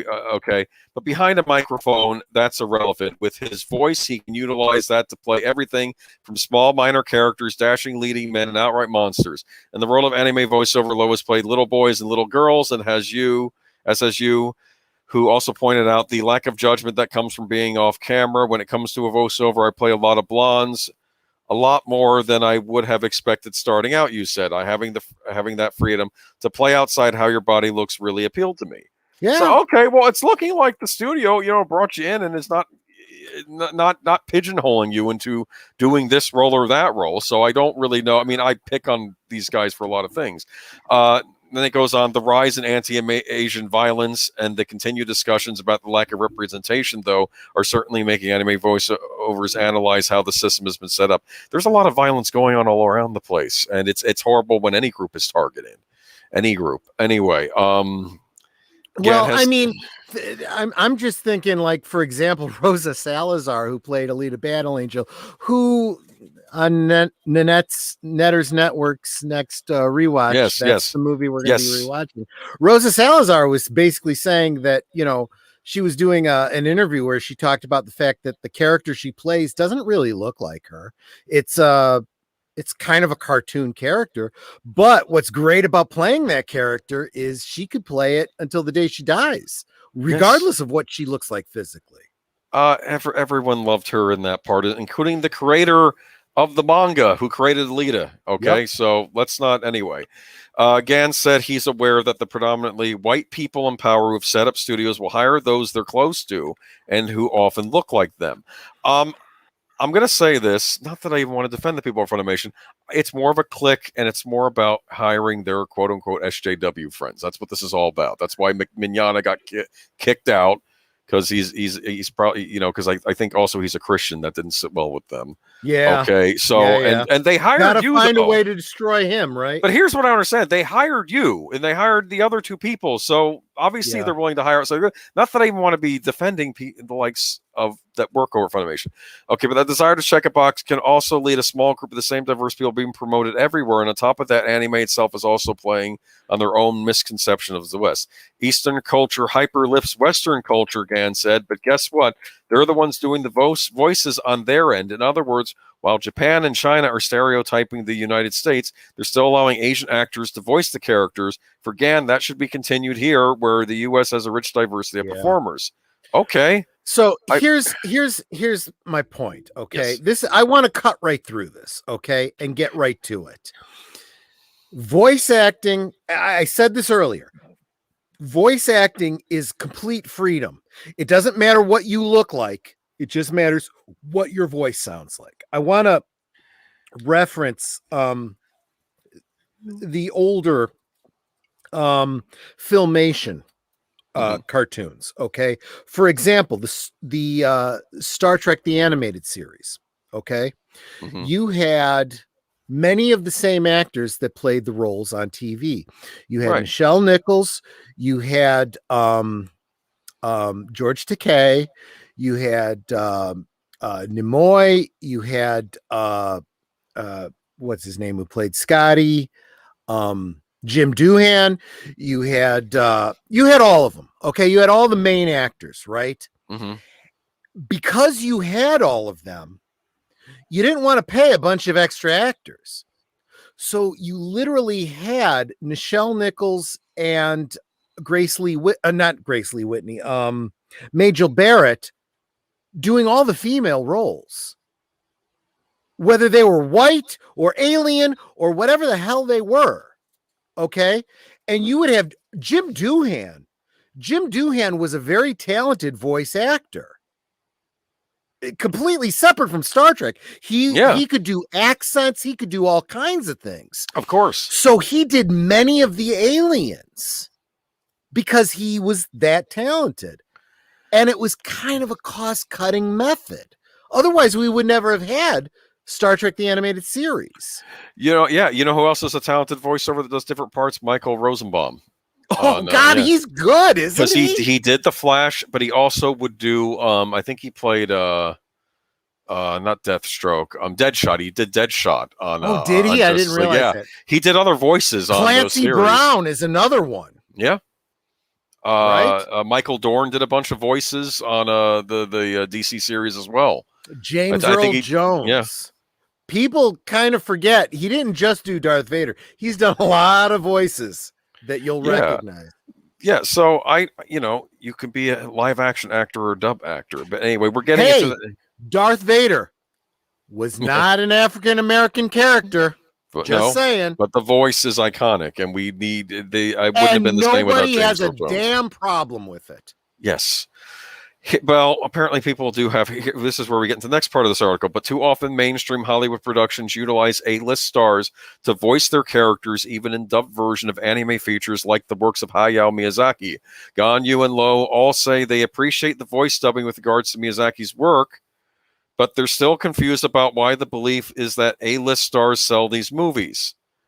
Because oftentimes they actually do. I'm going to have something to say about. Well, I'm glad they appreciate the voice dubbing, because that's actually one of the few times where I really do like the English voice dubbing was in the adapted works of Studio Ghibli when they would bring them over here. But of course, they worked with Studio Ghibli on this stuff too. Okay, John Lasseter, the guy that ran Pixar, basically ran most of those dubs. Okay. You know who John Lasseter was? He's the guy behind Toy Story and all those other things. He was a big fan of Hayao Miyazaki. He gave Miyazaki an award once, and he said there are going to be two names that are going to be known as the most pioneering names in animation. One is Walt Disney, the other is Hayao Miyazaki. That's how much he respected Hayao Miyazaki. And I agree with him 100% on that. And I loved the dubbings in those movies. Now, I still watch them in Japanese as well, but that's one of the few times where I can actually go back and forth. I wasn't paying attention to who they had. Actually, it's funny. They made a point that Cliff, the guy who played Cliff on Cheers. the mailman. Ratzenberger. Yeah, Ratzenberger. yeah, he shows up in every Pixar movie, and they said we had to stick him, even though he only had a couple lines in Spirited Away. They stuck him in a Ghibli movie as well, and it's kind of funny because it's like a Pixar tradition. And he's the one that sang a little song about the thing that kept eating everything, and it's another great voice actor and great character actor. Appeared in Empire Strikes Back, in fact. Who? John Ratzenberger. Oh yeah, that's right. Yes. Yeah, he was one of the rebel troopers. I remember now. Yes. Anyway, technically kind of has an action figure. There you go. But anyway, here's what it comes down to. It's these voice actors, it's these SJWs in the entertainment industry who want to use this culture war to protect themselves is all it is. No, we don't want you to choose based on anything other than our artificial cultural bias. We don't want you to try to save money. We don't want you to go on a talent motive. We want you to reserve roles for us because of the color of our skin is what it is. I don't care what anyone, I care about if the actor is talented in doing their all to make a good dub. Okay. That's all I care about. I agree. And that's what most people agree, most normal people agree with. I've heard both dubs of Totoro, My Neighbor Totoro, the original Fox one and the Disney one. They're both good dubs. One had name talent like the two sisters. Never mind. Anyway, I'm getting off on a tangent. Anyway, my point is that no one went to go see Ponyo because Miley Cyrus's little sister in it. Yeah, but they can put it on the box, and the normie that might make anime, I don't know what that is. They'll see that name and they're okay. I'll pick this up for my kid. Okay, that's why they did it. And as long as the actor they hire does a good job, I don't care if they're famous or not. There's a comment here that I'm missing some context on. Chris P says Roscoe Lee Brown voiced Kingpin in Spider-Man the Animated Series on Fox in the late 90s. I don't know who Roscoe Lee Brown is. I don't know. But let me tell you something about the casting of Kingpin. Okay. We talk a lot about race swapping and all this kind of stuff. Michael Claude Duncan played Kingpin in the much maligned Daredevil film. And I thought he was incredibly good. Yeah, and Roscoe Lee Brown, a black character actor, you'll recognize him if you see him. He's been in a lot of movies, TV shows. And was he depicted as white in the cartoon? Yeah, but it doesn't matter because it's a voice actor. It does not, and that is exactly my point. I don't care if it's a black actor, a voice actor, Asian, white, does not matter as long as that voice matches up well with what's on the screen. I don't care. Yeah. Again, it's these people that may or may not have the talent that want to save their or make roles for themselves. Hey, I want to be a token. I want to be pandered to. I want a job just because of the color of my skin and the shape of my eyes. That's kind of what's going on. Let's be honest here. This is about someone wanting to come in who's invited into Funimation and now wants to take it over. And to be fair, you had the same horrible clickiness with the people that are currently there. So chickens are coming home to roost. Okay. And when you have set up this environment and now another group is coming in to now hit you. When I see a cartoon and I love a character and I go, wow, who is that voice actor? And I look them up and I see that they're a different race or background than the character they're portraying. I go, wow, that's interesting. Yeah. That doesn't make me like them any less or like their talent any less. Yes, I mean the voice actor. And yet I'm the istophobe, apparently. Yeah, the voice actor for Jet on Cowboy Bebop was Bo Billingsley. I think that's how you pronounce the name. Apologize if I got it wrong, but yeah, he was a black actor. He did the voice of Jet. I don't care. I care that he did a great job dubbing Jet Black on the show. Okay. If you do a cartoon in Japan and your characters are mostly Japanese and you want to translate it into English, guess what? Most of your actors are going to be white, dumbass. because it's the United States. It's not Japan. Yes, but my point is, I think what this is this is a power play inside Funimation. Yep, I think I right. actually think in some ways that the people over there in Funimation invited them to actually get because more it's a bunch of incestuous SJW assholes. But the point is now it's coming to bite them, and at the same time, I almost don't want to feel sorry for them about how they treated other dubbing actors at all. like Vic Mignogna. But the point is that I just don't like Funimation in general. I haven't bought a DVD from them in a while, but mainly because how they treat the fans. I've heard things going on inside that they make fun of the people that watch the anime, and they do that. And it's a shame because they get some of the top stuff. They got the Star Blazers remake. You know, they remade Star Blazers. I don't know if you are familiar with that cartoon. Vaguely, a little bit. It's a great space opera anime, and they remade it, and it even has based on a comic book, right? Yeah, and it has a 1970s aesthetic. Yeah, but it has a 1970s aesthetic on the new show, but it's still with all the modern bells and whistles of all the great techniques they've learned of how to make modern anime look great, you know? Yeah. And it was a really cool show. Funimation owns it, of course. And it's like, I'm not even telling anyone else to boycott. I don't like Funimation. Once again, I don't want to I don't need to promote, already monetized YouTube channels, but I gotta promote what I love, and Clownfish they did a good thing a on this. lot of they talk a lot about Funimation, and they're definitely worth following if you're interested in this particular topic. They know where it's at. Yeah, I mean, it's then he goes on to say it's predominantly about the concept of fairness. If a major celebrity wants to voice an anime character, then the actors already working in that field should have equal shot. Major film roles. What are you even talking about? They're looking for equity and not equality of basically what they want is, I'm not as talented as somebody else, so give me a job because I have a certain color skin and a certain shape eye. Oh, here we go. I'm not mad if ScarJo plays the major in Ghost in the Shell as long as I have a shot at playing Black Widow. That Ghost in the Shell movie has been nothing but a disaster for everything. I am angry that DreamWorks even made the stupid thing. I actually nobody in Japan has a problem with that casting. No one had I didn't have a problem with the casting either, really. It was just but of course it was made a big thing. Of course, I think if they had been smart about it, ScarJo doesn't care. She got paid either way. The Ghost in the Shell universe is pretty big, and what I would have done was I would have had one of the characters from the series go over to whatever the United States is in the future on Ghost in the Shell, which I think is the American Empire, and go over there, and then you see a similar team working over there on the American side of things, and that's how you can. Right. Because I mean, the point is the whole cast in that movie was diverse regardless, because you had Black actors, you had Japanese actors. It was a medley. That's how Hollywood does things. Okay, I don't think they were necessarily seeing it as anyway. Not that it was even that good of a movie anyway. I wanted to like it, but no, I'm sorry. I actually wanted to give it a fair shot because it was getting attacked, and then I saw it's like, no, the director didn't have the confidence to make his own movie. That was part of the problem. But anyway, don't get me started on DreamWorks when they did. I bought Ghost in the Shell 2 Innocence on DVD when it came out, and it had caption-only subtitles. You're probably better off that way at this point.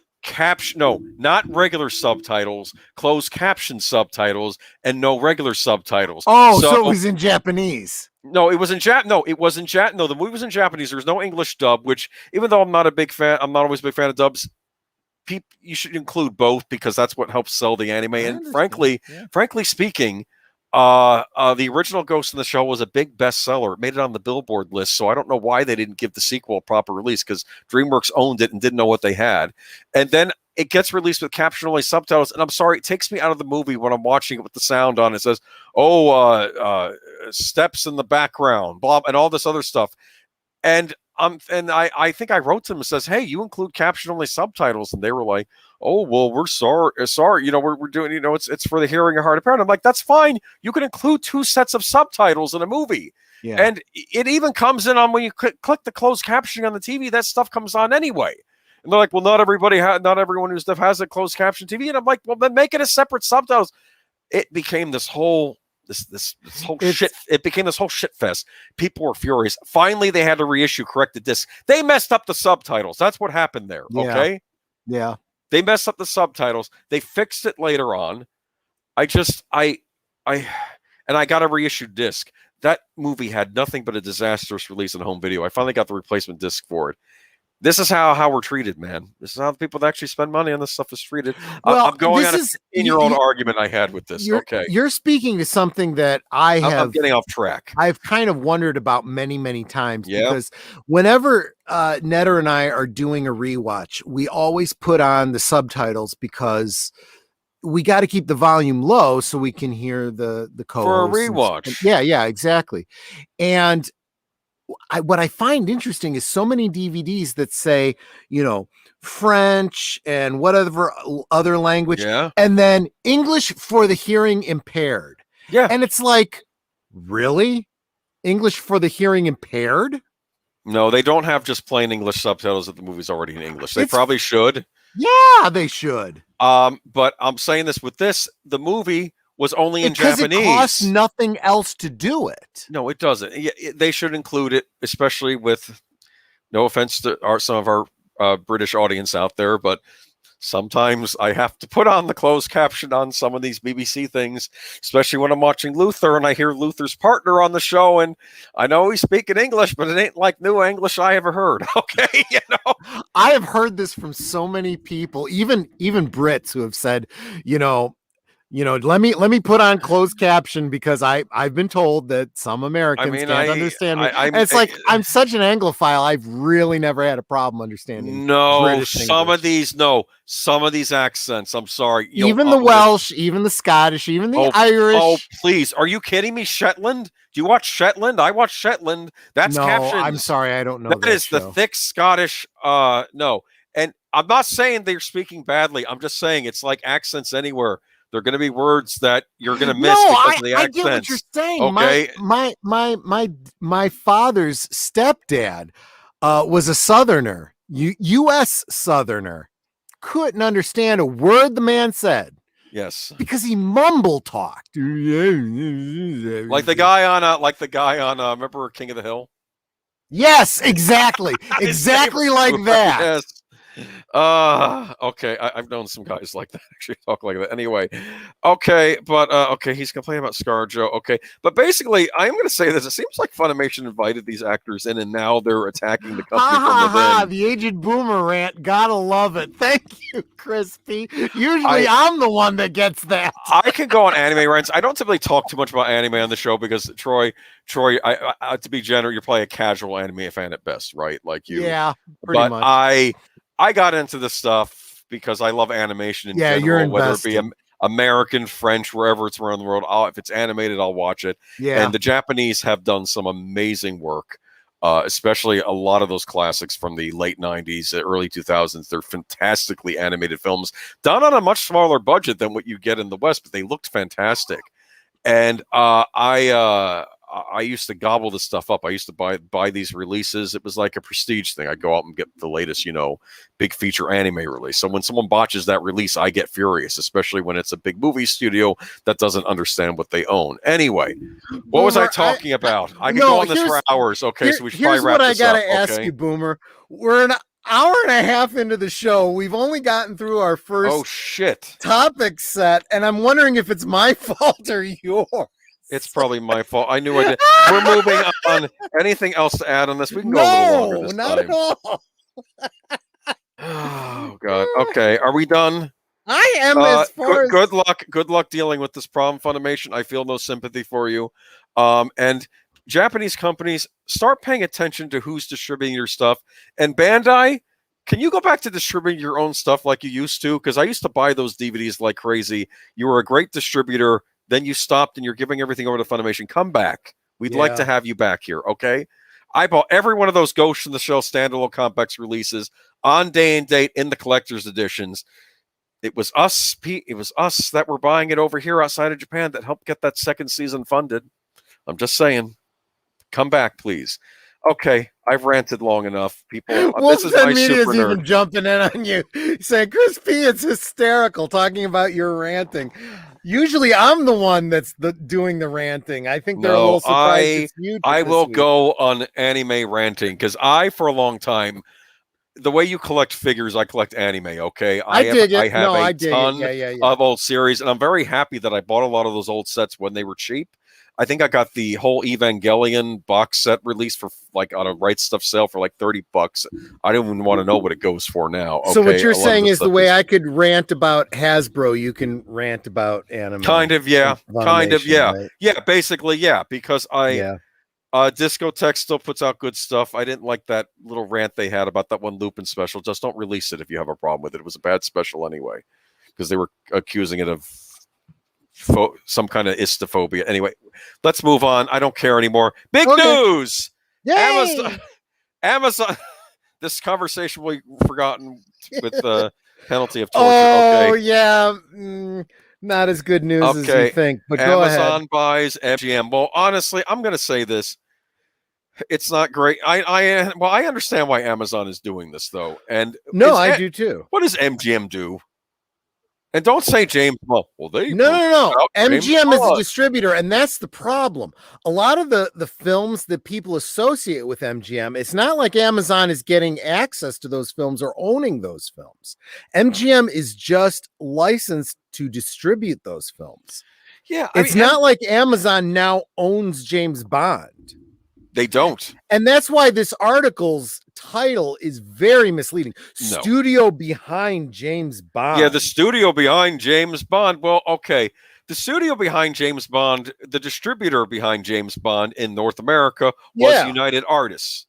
That you watch all the old Bond movies, especially the original Bond DVDs that came out, you had the United Artists moniker come up. When GoldenEye came out in theaters, it wasn't MGM, it was United Artists. United Artists eventually just got folded into MGM because MGM basically owned them anyway. That was like their international. That was like their title for the international distribution. When they would bring out Good, the Bad, and the Ugly, that's an Italian-made film. It would be under United Artists. Okay, stuff like that. Okay.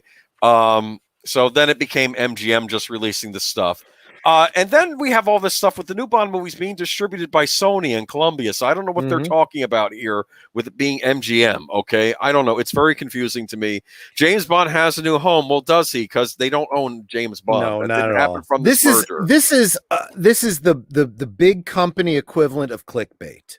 They throw something like that in there to get you to read it, but really it means nothing. The Broccoli family owns James Bond, at least partial with MGM. So Amazon can't make a James Bond series, not unless they're working with this family. Okay. Anyway, James Bond has a new home. No, he doesn't. But anyway, MGM has a new home. MGM back catalog has a new home. There. Boom. MGM, founded in 1924, complements Amazon Studios, which has primarily focused on producing TV programming. The company said Amazon will preserve MGM's heritage and catalog of films and provide customers the greater access to these existing works. The company's added. You know what? If you do that and you put up all the back catalog of MGM's films and treat them with respect, and also allow them to be purchased physically. Well, I don't really have a problem with you. Okay, but here's my question, Boomer. Not that I'm a big fan of Amazon for other reasons, but anyway. I don't necessarily know how much of that back catalog of MGM Amazon's going to have access to. They're not going to have access to, for example, like Wizard of Oz, right? Wizard of Oz is complicated because I see it being distributed by MGM, and then suddenly Warner Brothers has it. Same went for Gone with the Wind. I thought Warner Brothers had it, then MGM put it out. None of this, the early days of DVD distribution made no sense. I have no idea who owns what at this point. I think Warner Brothers has Wizard of Oz still, and I think so does. They also own Gone with the Wind. Maybe they got Gone with the Wind back from it. So I think there's a lot of misunderstanding about what Amazon actually has obtained with MGM. I will tell you by reading from this article. For Amazon, snapping up MGM, which has more than 4,000 movies and 17,000 TV shows in its catalog, is a way to supercharge its Prime Video service with a slew of well-known entertainment titles. In addition, Amazon is anticipating being able to mine Metro-Goldwyn-Mayer properties like the Pink Panther, Rocky, and yes, the 007 franchises for new originals. Again, they don't have 007. That's why I don't put a lot of stake in this article. Unless somehow they can get Thunderball, because that's owned by multiple people.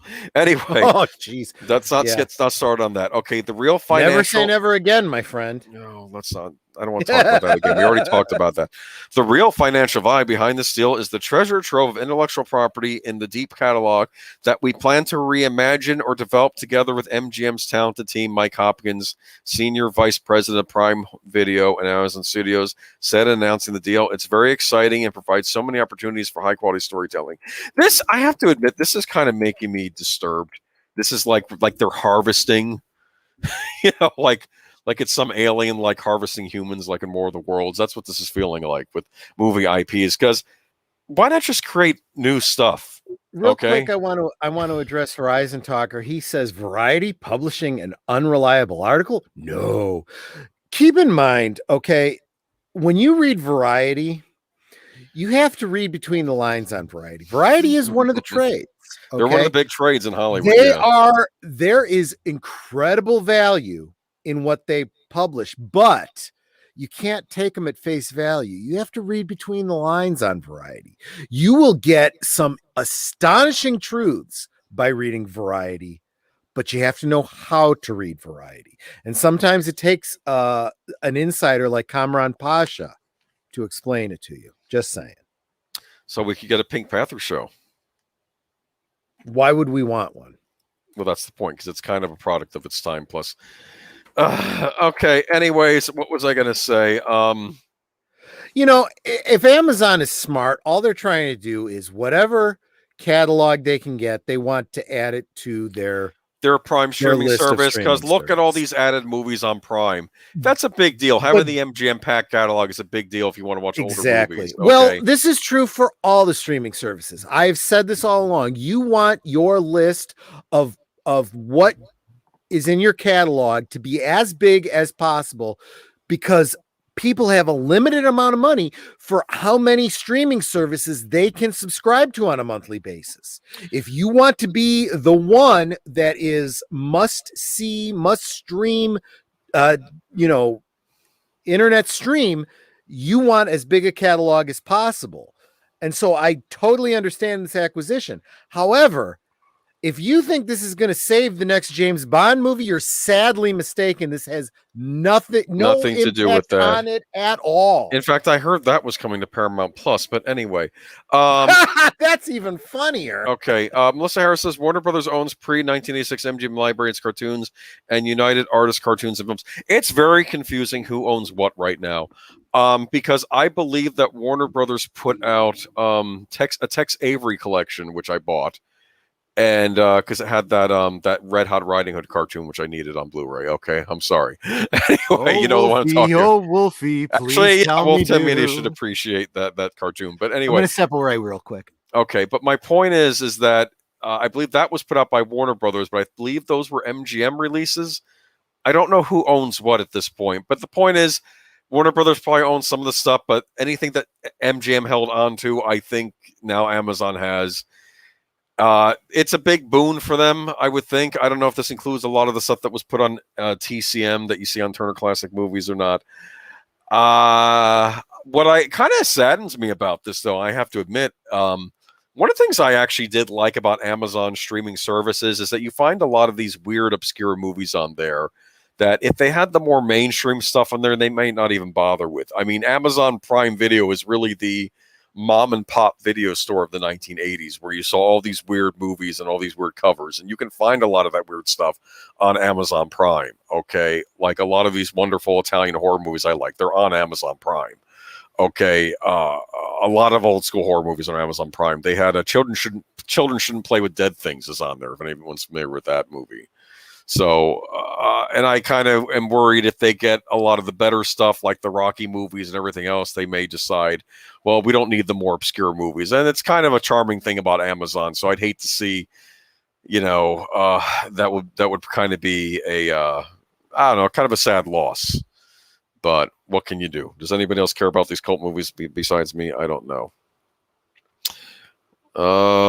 Let's see, though. We actually saw this phenomenon after the fall of Rome. Churches, certain kings, and select wealthy individuals grabbed a ton of the books and sat on them for a while, kept them from disappearing. Interesting. Okay. But also kept the general public from accessing them. It was a weird time in the world. I'm telling you. That's why Troy talks about owning physical media. I think I own too much physical media as it is. I always have to weed the collection once in a blue moon. But Warner Brothers used to own all of MGM. I can believe that. I know in the early days of DVD, it was almost like DVDs, dude. what? What'd She said we have 1,000 DVDs. I may have more. Okay, you may. I have a lot of DVDs, and then I got into Blu-ray, and Blu-ray is DVD. That's what I always say, people. Which is better? Just think of them as related, and you'll be fine. Okay, because you can play DVDs on a Blu-ray player, so you're good to go. If I can get my damn Blu-ray player to work, I'd be in like Flynn. Blu-rays are wonderful. Blu-ray players. Yep. I bought a Samsung model from I'll have to send you the link. I had to buy an older model of a Samsung player, which is actually pretty good. It works pretty good because the newer Samsungs, the newer Sonys are kind of crap unless you want to go high-end expensive. And at that point, why don't I just buy a game console and play them on that? Because most of the game consoles these days play Blu-ray, and they're good Blu-ray players. So, are you telling me I need to get a console now in order to watch my I'm DVDs? not. I will send you a link into that Samsung player I bought. Plus, since Blu-rays, actually, I will say this for good old Blu-rays, they did become more popular after the pandemic started. People were buying more Blu-ray players again because people were worried they were going to start phasing out Blu-ray players. Only 3 new ones were introduced at the last CES. Understood. Hey, let me real quick interrupt you because we're coming up on 10 minutes of 10. Shit. Since you don't have to work tomorrow, I can go for another hour. I can go for another hour. Going, sure. I can go for another hour if you're up for it. And I don't know how many people in the stream want to stay with us, but we're just going to keep going, and you can catch up with us. This tomorrow is me going on a Funimation rant for 2 hours. Okay, we done with MGM. We'll see, but they don't have. I'm going to get into the MGM thing. It says here though, companies that kicked the tires on MGM when it was being quietly shopped in recent months had expressed shock over the price Amazon was willing to pay for the studio. They believe the studio was worth more on the order of $5 billion and $6 billion, with the assumption of some debt. So what did Amazon pay for? $5 billion, $6 billion. What's the difference? Oh my goodness. Okay. Okay, so that was part of the fact that MGM shares the rights to the Bond franchise with EN Productions. Wouldn't it be funny if someone over Amazon thought they were getting James Bond, and then they realized they don't have James Bond after they did the deal? It would only be funny because how stupid is that if you're spending $5-6 billion and you don't know what the hell you're getting? I'm thinking, though, that this is basically, they figured they have a lot of back catalog MGM titles that they could just throw up on the service. And there's a lot of important movies in the MGM library, okay? We're talking Golden Age Hollywood stuff going through the years, like Thomas Crown Affair, both the original and the one with Pierce Brosnan. They're both owned by MGM. Okay, all right. But anyway, good luck to you, Amazon. I'm kidding. I don't like you, okay? I'm sorry for other reasons, but... I've been looking forward to getting to our next topic, though, man, because this is going to be a fun one. Oh, yeah. I was outraged when I saw this headline. Disneyland. You got to take out a second mortgage on the house to go visit there, apparently, because they are charging $100 for a sandwich. $100 for the sandwich. I'm bringing my family of 7 here. I'm breaking the bank. What are you doing, Disney? This was supposed to be family entertainment, a family park, the place you could take your kids and not have to spend a ton of money. This isn't a European vacation. What are you doing to regular Americans here? $100 for a sandwich. That greedy Mickey Mouse. I hate Mickey Mouse. I'll tell him what he can do with that sandwich. Okay. Anyway, okay. Let me rein you in a little bit here, Boomer, because you want to bring your family of 7 here. You only have to buy one sandwich. When we're talking about this $100 sandwich, we're talking about the sandwich. We're talking about sides for like 7 or 8 people. Yeah. This is a meal. This is like buying a pizza. It's a family meal. This is a family meal. Yeah. In fact, they even said that if you were to divide it up between like 6 or 8 people, it came out to like $14 a person or something like that. That's like a premium sandwich at Panera or something. Yeah. Right? So it's let's face it. We know that it's like going out to eat if you're going to go get something to eat at a theme park, right? So, in fact, when Nanette and I went to Disney World in Florida years ago, she I was actually on a business trip, so I was, all day long I was, in meetings and stuff, and she would go and visit the park, and she was like, the food is just so damn expensive. She went to McDonald's all the time because it was affordable. It Yeah. was the only time in her life where she ate every meal at McDonald's. But we're talking about $14-15 a meal, which is a premium for most people, but it's not unheard of. It's something not that you would ridiculous. it's what you would expect at a park. It's what you would expect for eating out. Here, So when they say yeah. $100, For $25. yeah, exactly. When you're talking about $100 sandwich, you're talking about this giant panini sandwich that feeds, Yeah. like 6-7 people. I'll read a bit from the article. Yeah. It's kind of funny. Avengers fans are anxious to assemble at Disneyland Resort for its June 4th opening, the park's newest land Avengers campus. That sounds interesting. But of all the news about the addition to Disney's California Adventure Park, it's a $100 sandwich that's drawing the most attention. Yeah, Bill O'Reilly was talking about earlier in the week. $100 for a sandwich? No, thank you. He said that. It's like, you didn't read the article, Bill. Okay. Right. The Pim Meanie, get it, Hank Pym, okay? Yeah. A sandwich that sells for $99.99 is a panini-style sandwich containing salami, rosemary, ham, and sun-dried tomatoes on a toasted focaccia bread. Okay. I'll tell you what, that actually sounds like a really good sandwich. That sounds I'd decent. spend 14 something for Yeah. it. For some may insist the $100 meal should come with some hidden superpowers, at the very least, freshly shaved truffles. Haha. It's actually not a bad deal. The $100 version of panini sandwich is a family-size version of the sandwich served with crispy potato bites and arugula salad, which is also available in an individual size for $14.99. Yeah. The more costly version of the panini serves between 6 and 8 guests. So in terms of Disney dining math, it's not that expensive. Split 8 ways, the sandwich is savings over the smaller counterpart, working out to just over $12 per person. Look, and if you do like a lot of us on vacation do, you go in and you buy that $100 sandwich, you take it back to your room, and you're eating it throughout the week, for crying out loud, Oh, the $100 sandwich has super serum to make it. It's actually that. What is it? The ray they use is to make like the trucks big. He has like the tiny, or make the trucks tiny and then expand it out. That's just it. The restaurant that they're serving it in is, what is it called? It's Pym something or other. It's related to Ant-Man, and they have a theme of all these giant size Coke cans and all this kind of stuff. So that's why they bring out this sandwich. And I said it's kind of the same shtick that they had in the original Willy Wonka, where they bring out this humongous Wonka bar and they shoot it over, they teleport it into the TV. And then it's suddenly tiny bite size. And then Mike TV wants to go in there. Yeah. Which is ridiculous because, you'd want to go the opposite way, for financial reasons. I love Willy Wonka and the Chocolate Factory. That was a childhood favorite of mine. And what was I going to say though? But here's the thing though, about, I think this is kind of funny, this whole thing. Here's the thing about Disney World and Disneyland and all these places. Okay. Some of the restaurants sound terribly expensive, and some of them are rather pricey.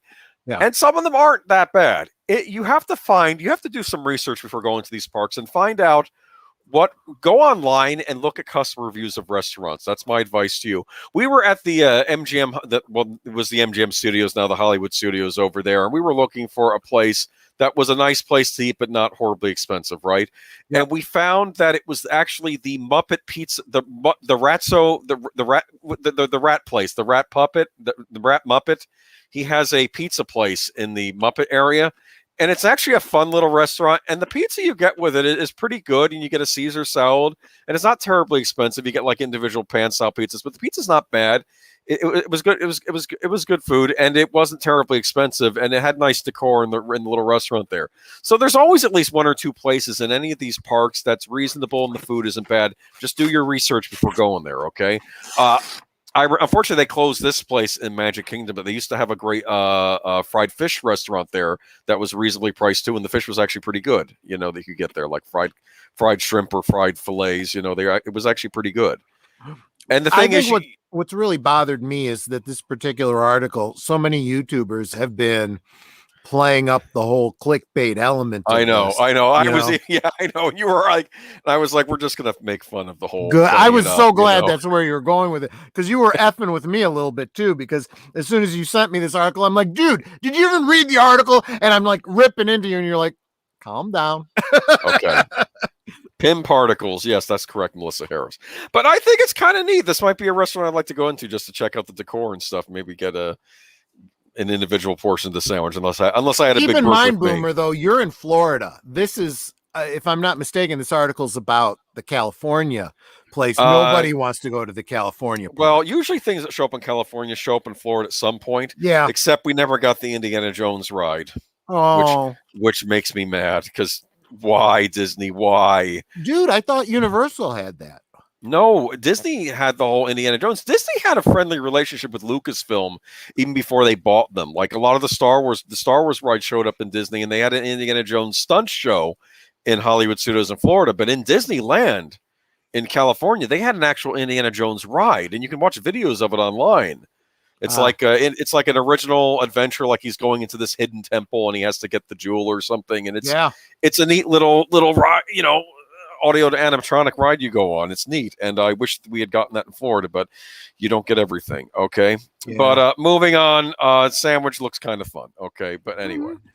See, I said something nice about Disney. I can be nice. We want the companies to do nice things and make their customers happy, not do bad things and make us upset. Speaking of which, oh gosh, yeah, Eternals trailer clocks 77 million views in first day, tops for a Marvel movie during a pandemic. Well, that's just views of the trailer. Did you watch the trailer? I love all the commentaries that I've read about this saying, oh, you know, it's the most popular trailer of 2021 and blah, blah, blah. It's going to be such a great movie. And it's like, you dumbass. A view does not mean people liked it. Check out the comments. I know a guy who's a big obsessed with comics, right? Okay. Yeah. And I asked him, "What do you think of that new Eternals trailer?" And he says, "No one likes the Eternals." Like the comic book. No one.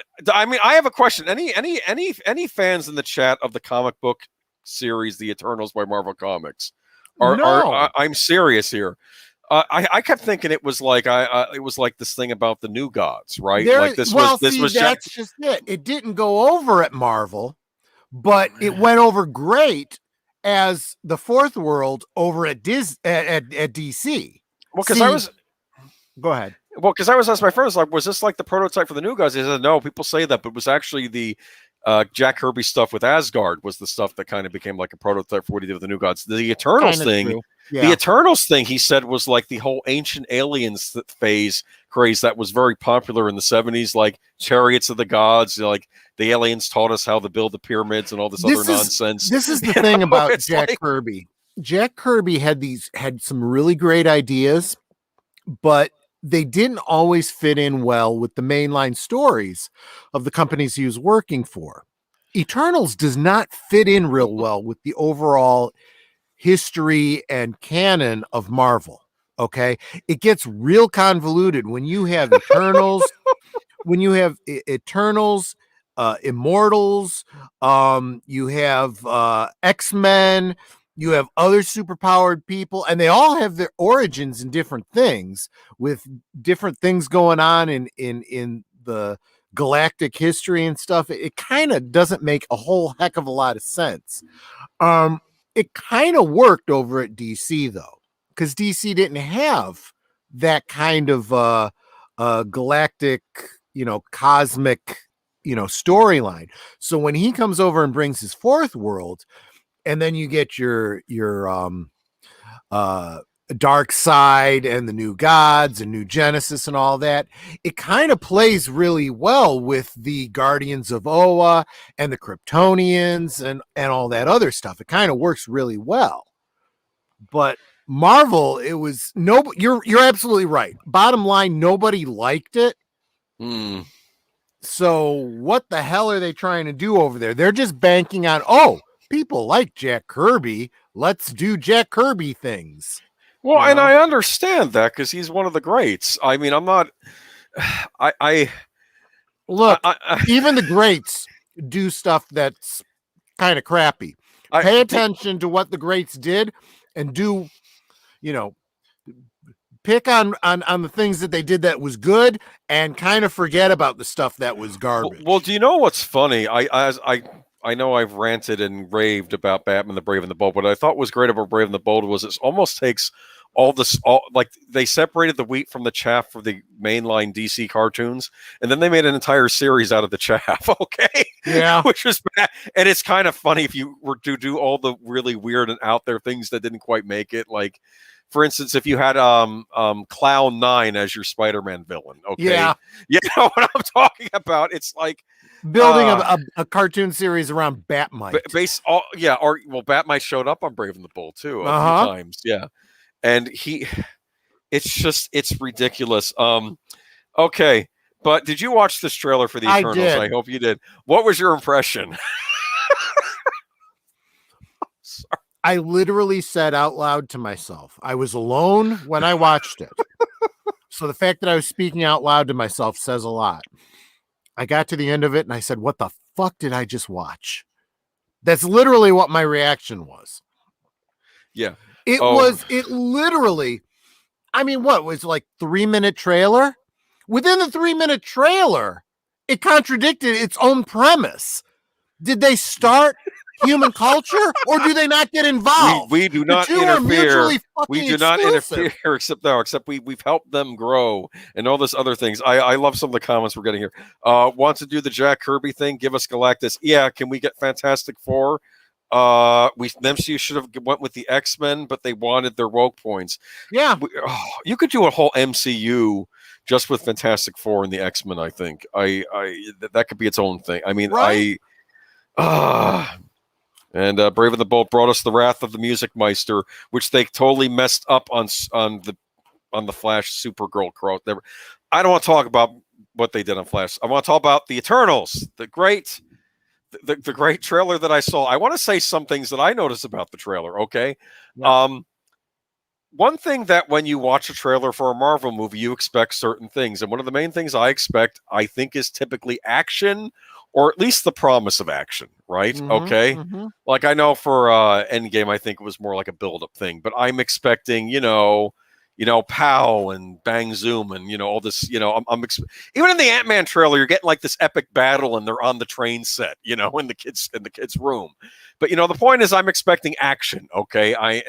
I'm seeing no action in this Eternals trailer. I'm thinking, why are they saving the most interesting parts of the movie for the movie? And then it dawned on me, what if they showed us those interesting parts in the trailer and that's it? What if the Bollywood number is one of the most exciting scenes in the movie? I don't even know why we have a Bollywood number in there unless one of the Eternals decided to influence Bollywood. I kind of feel like we're burying the lead here. What's the lead here? I feel like what we need to do is we need to read some of the comments on the official Marvel Studios Eternals official. I don't know if they're still up, but I did cut and paste some of them I did cut and paste some of them into the notes, and if you want to find more, let me read the ones that I'm seeing right now on. Yeah, go ahead and I'll read some of the ones I have. Okay.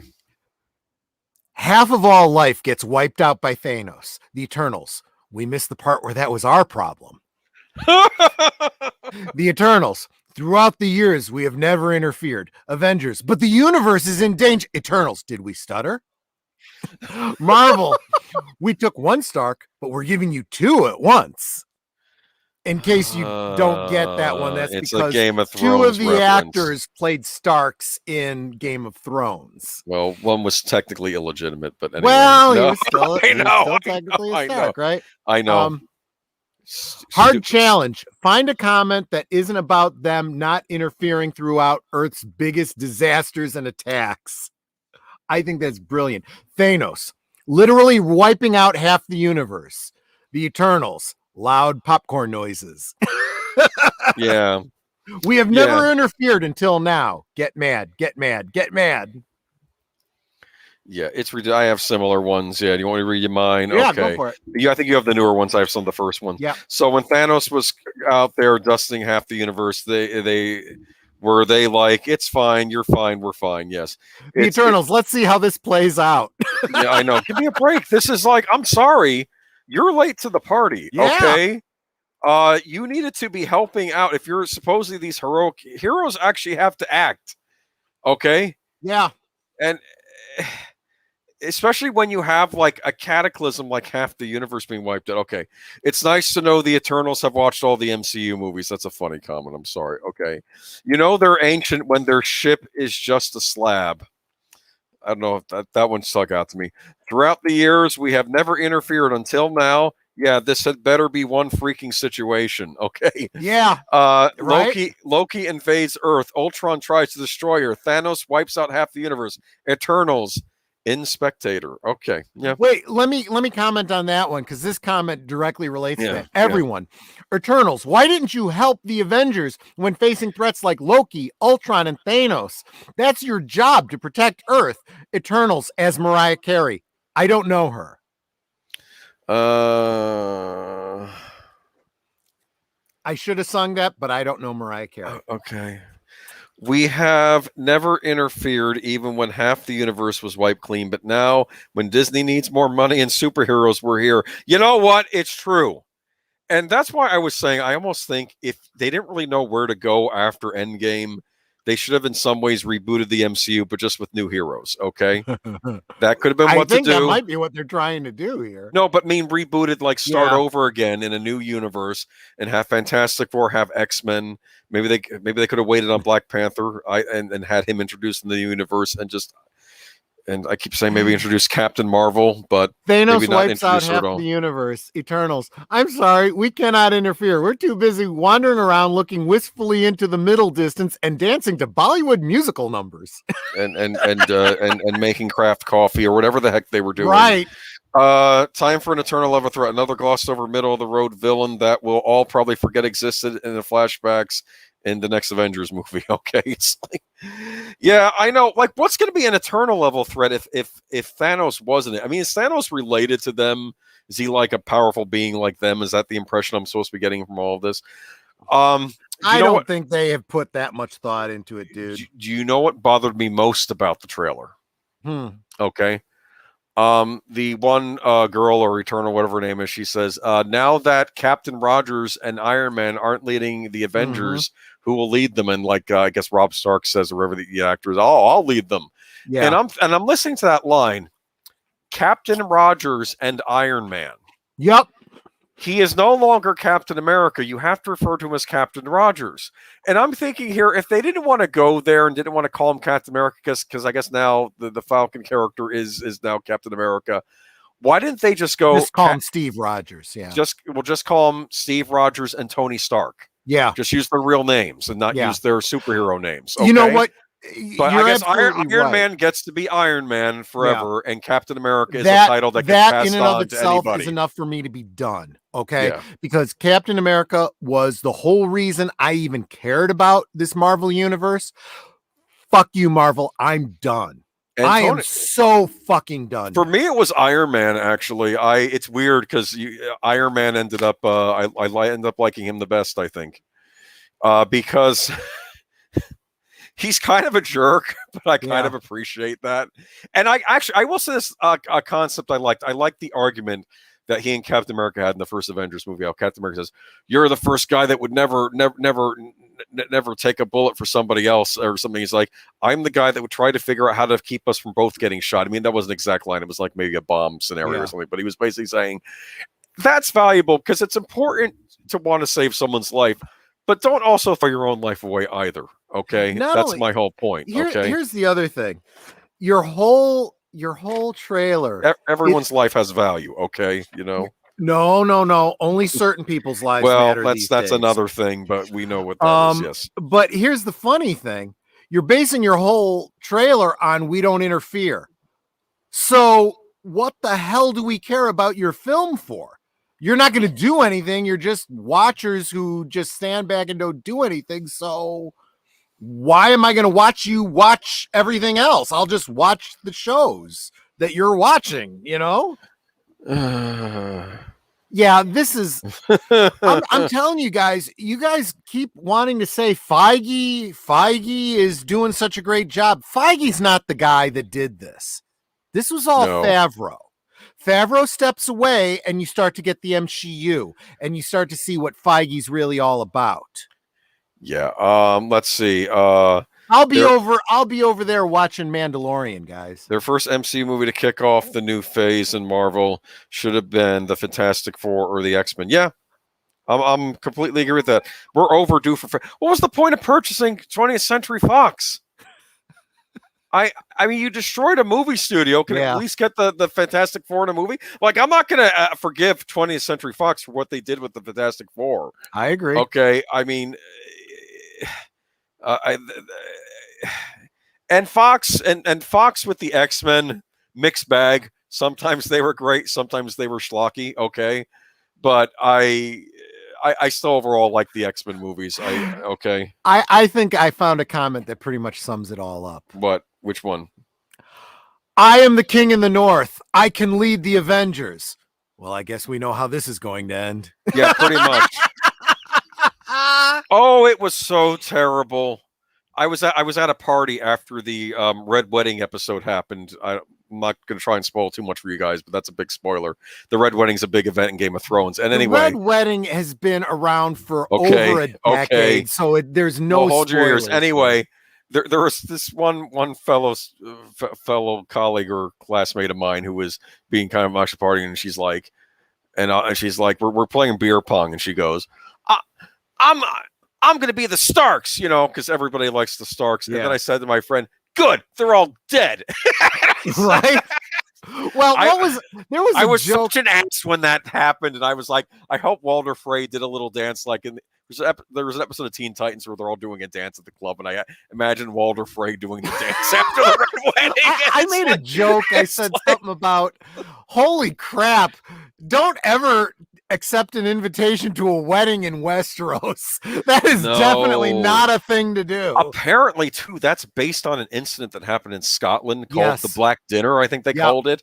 Oh, so much of Game of Thrones people don't realize is based on real history. It's real European history. It's crazy stuff. All the horrible stuff didn't happen all at once, though. Right. But I mean, there's horrible events that happen in all. Yeah, he picked and chose, but he did a good job of it. He really, really did. Yeah, Leia Plusley says, Troy and I felt the same way with Captain America. That was a diss in the Eternals trailer. Yeah, I will not be seeing this Eternals movie, and I got to be honest with you. They're doing. I see the same spin that they were pulling for Captain Marvel and every other freaking thing that they're trying to say. Oh, people love this. Clicks do not equal ticket sales. You dumbass. If you haven't figured that shit out, you deserve to go out of business. They really do. They need the X-Men. They need the X-Men, and they need Fantastic Four. They need Fantastic Four, but you know what? They're gonna F it up because, I mean, let's face it, X-Men is where they should be doing all their woke stories, but they're gonna do it all wrong. And the Fantastic Four, you better believe that they're gonna make Sue the genius and make Reed look like an idiot. Oh yeah. Oh, funny. Wolf 10. Red Wedding and Purple Wedding are examples of now not to plan a wedding. Funny. Right. Yeah, well, there was a nice theatrical thing at the Purple Wedding, though, that we got to see. I'm sorry, I liked Joffrey. He was horrible, but I loved him. If you go to a wedding in Westeros, make sure you wear a steel gorget and don't eat or drink anything. Everything's terrible on that show. Horrible people. Okay, it's like this. Anyway, okay.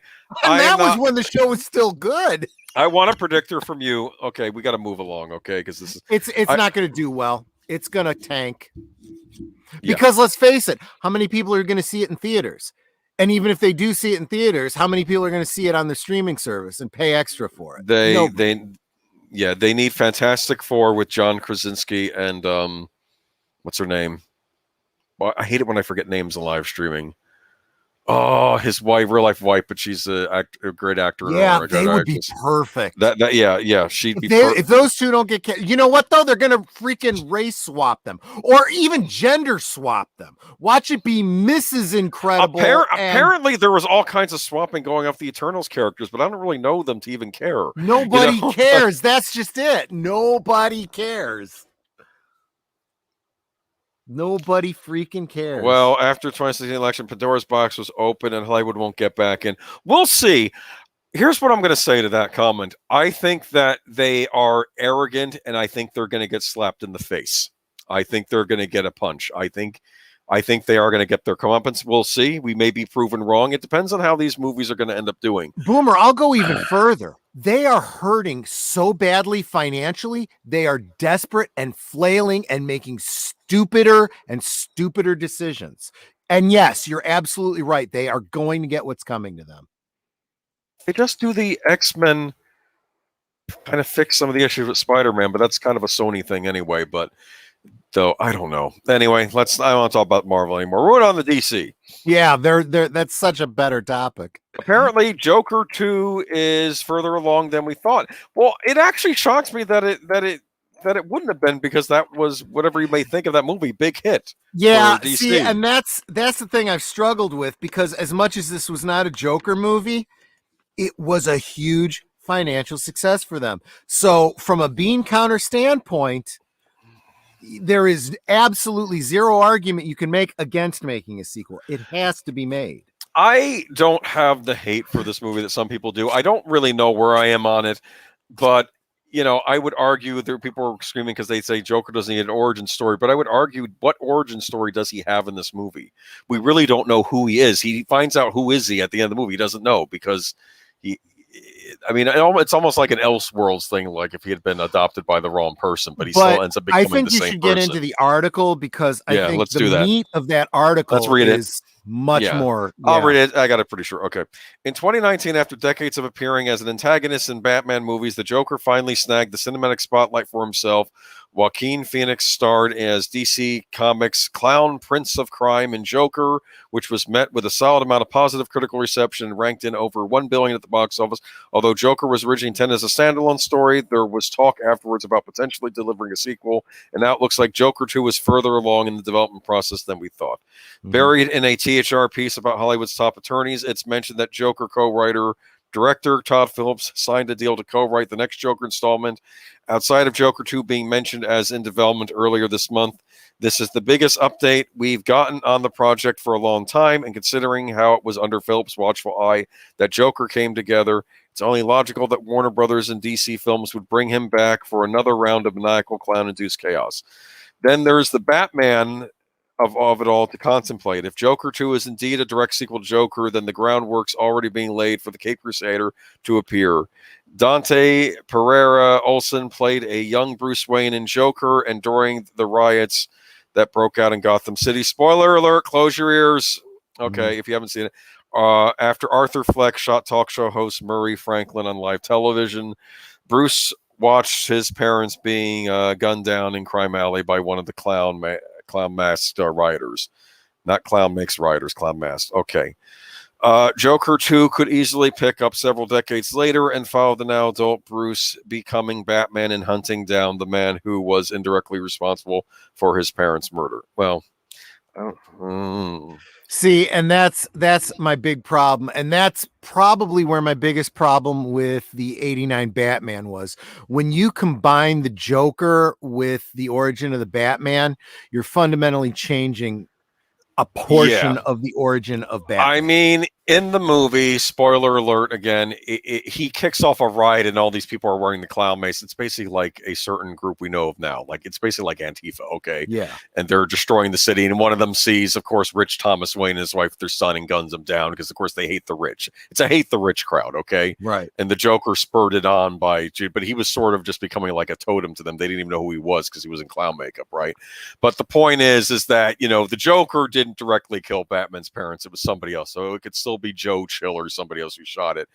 Is the Joker to blame for it? He was like the spark that kicked it off. Okay. But again, these people, the thing is Gotham City was already in chaos because there was a bad economy going on. They think Thomas Wayne was going to run for mayor and he might have ended up fixing things. But of course that's not going to happen now because, it's like I say, I understand people that don't want anything to do with the Joker don't like the movie, but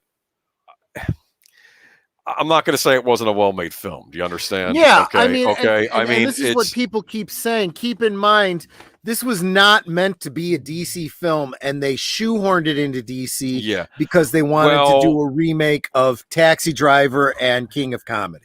What I'm worried though is that I don't want to see them messing with Batman characters. I mean, I would still, even in this iteration, like to see Batman become the Batman we unless know, I'm and maybe mistaken, they won't. this article mentions that they plan to combine this with the new Batman, the sparkly bats. Crap. Do I have the quote on that in here? It was toward the end of the article. Yeah, they're making a point that they're I think they're probably taking a wait and see attitude approach to see how the Batman does, to see if this will end up being a tie-in to that Batman universe or not. Right. So in other words, if the Pattinson Batman ends up being a big success, which honestly I don't see how that can frickin' happen, but if it did, I'm either way. It could be or it couldn't be. I don't know.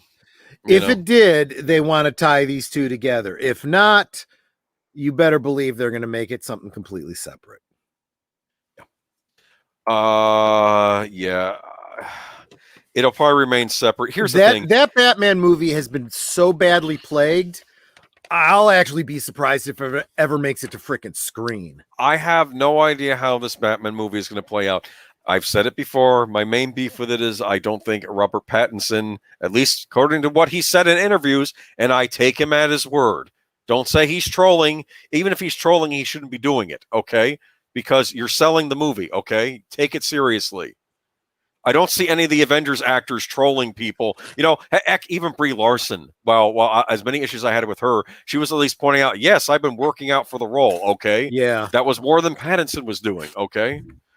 Anyway, not only that, I mean, she would just be like, I'm working so hard and I'm going to be the most powerful. Yeah, well, she maybe went the opposite end of that. Okay, yeah. But my point is that, and we'll see how this movie turns out. I think it has a good director behind it.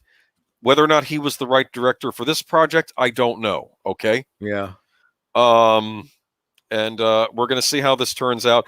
But basically, if this Batman series, because this is why they're going to do it. Let's say this Batman series becomes popular, okay, and it actually does well. Who else do you want to have play the Joker besides the guy who's now very popular and accepted as the Joker, is Joaquin Phoenix? People loved his performance. I think he won a major award for it, an Oscar, I think, or a Golden Globe. Yeah, and all the problems that I had with that first Joker movie, they are still at a point where they can pivot it. They could pivot. And they could always say unreliable narrator.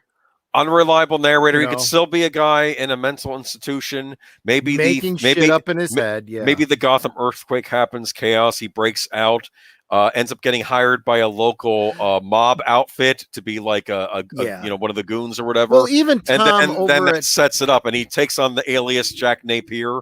Do you understand? And they could basically bring it. Tom over at Midnight's Edge even pointed out that they could very easily have it be where they've already done this thing in the comics, the 3 Jokers, and whatnot. There's more than one Joker.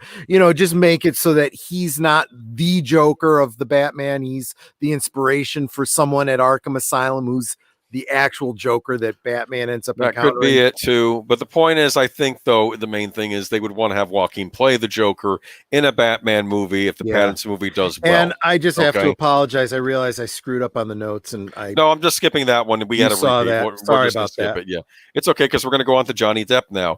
The actor we haven't talked about Johnny Depp. Oh, we shouldn't have said that. We should have said the pirate guy. YouTube. They don't. What do you mean YouTube? AH and the pirate guy. We're not really supposed to say their names because YouTube likes to downplay any YouTube channels that mention those names. Go ahead and downplay me. I don't care. This is ridiculous. We're playing to our audience, and our audience is going to find. I don't give a shit at this point. YouTube. You can't talk news. They want you to. I know.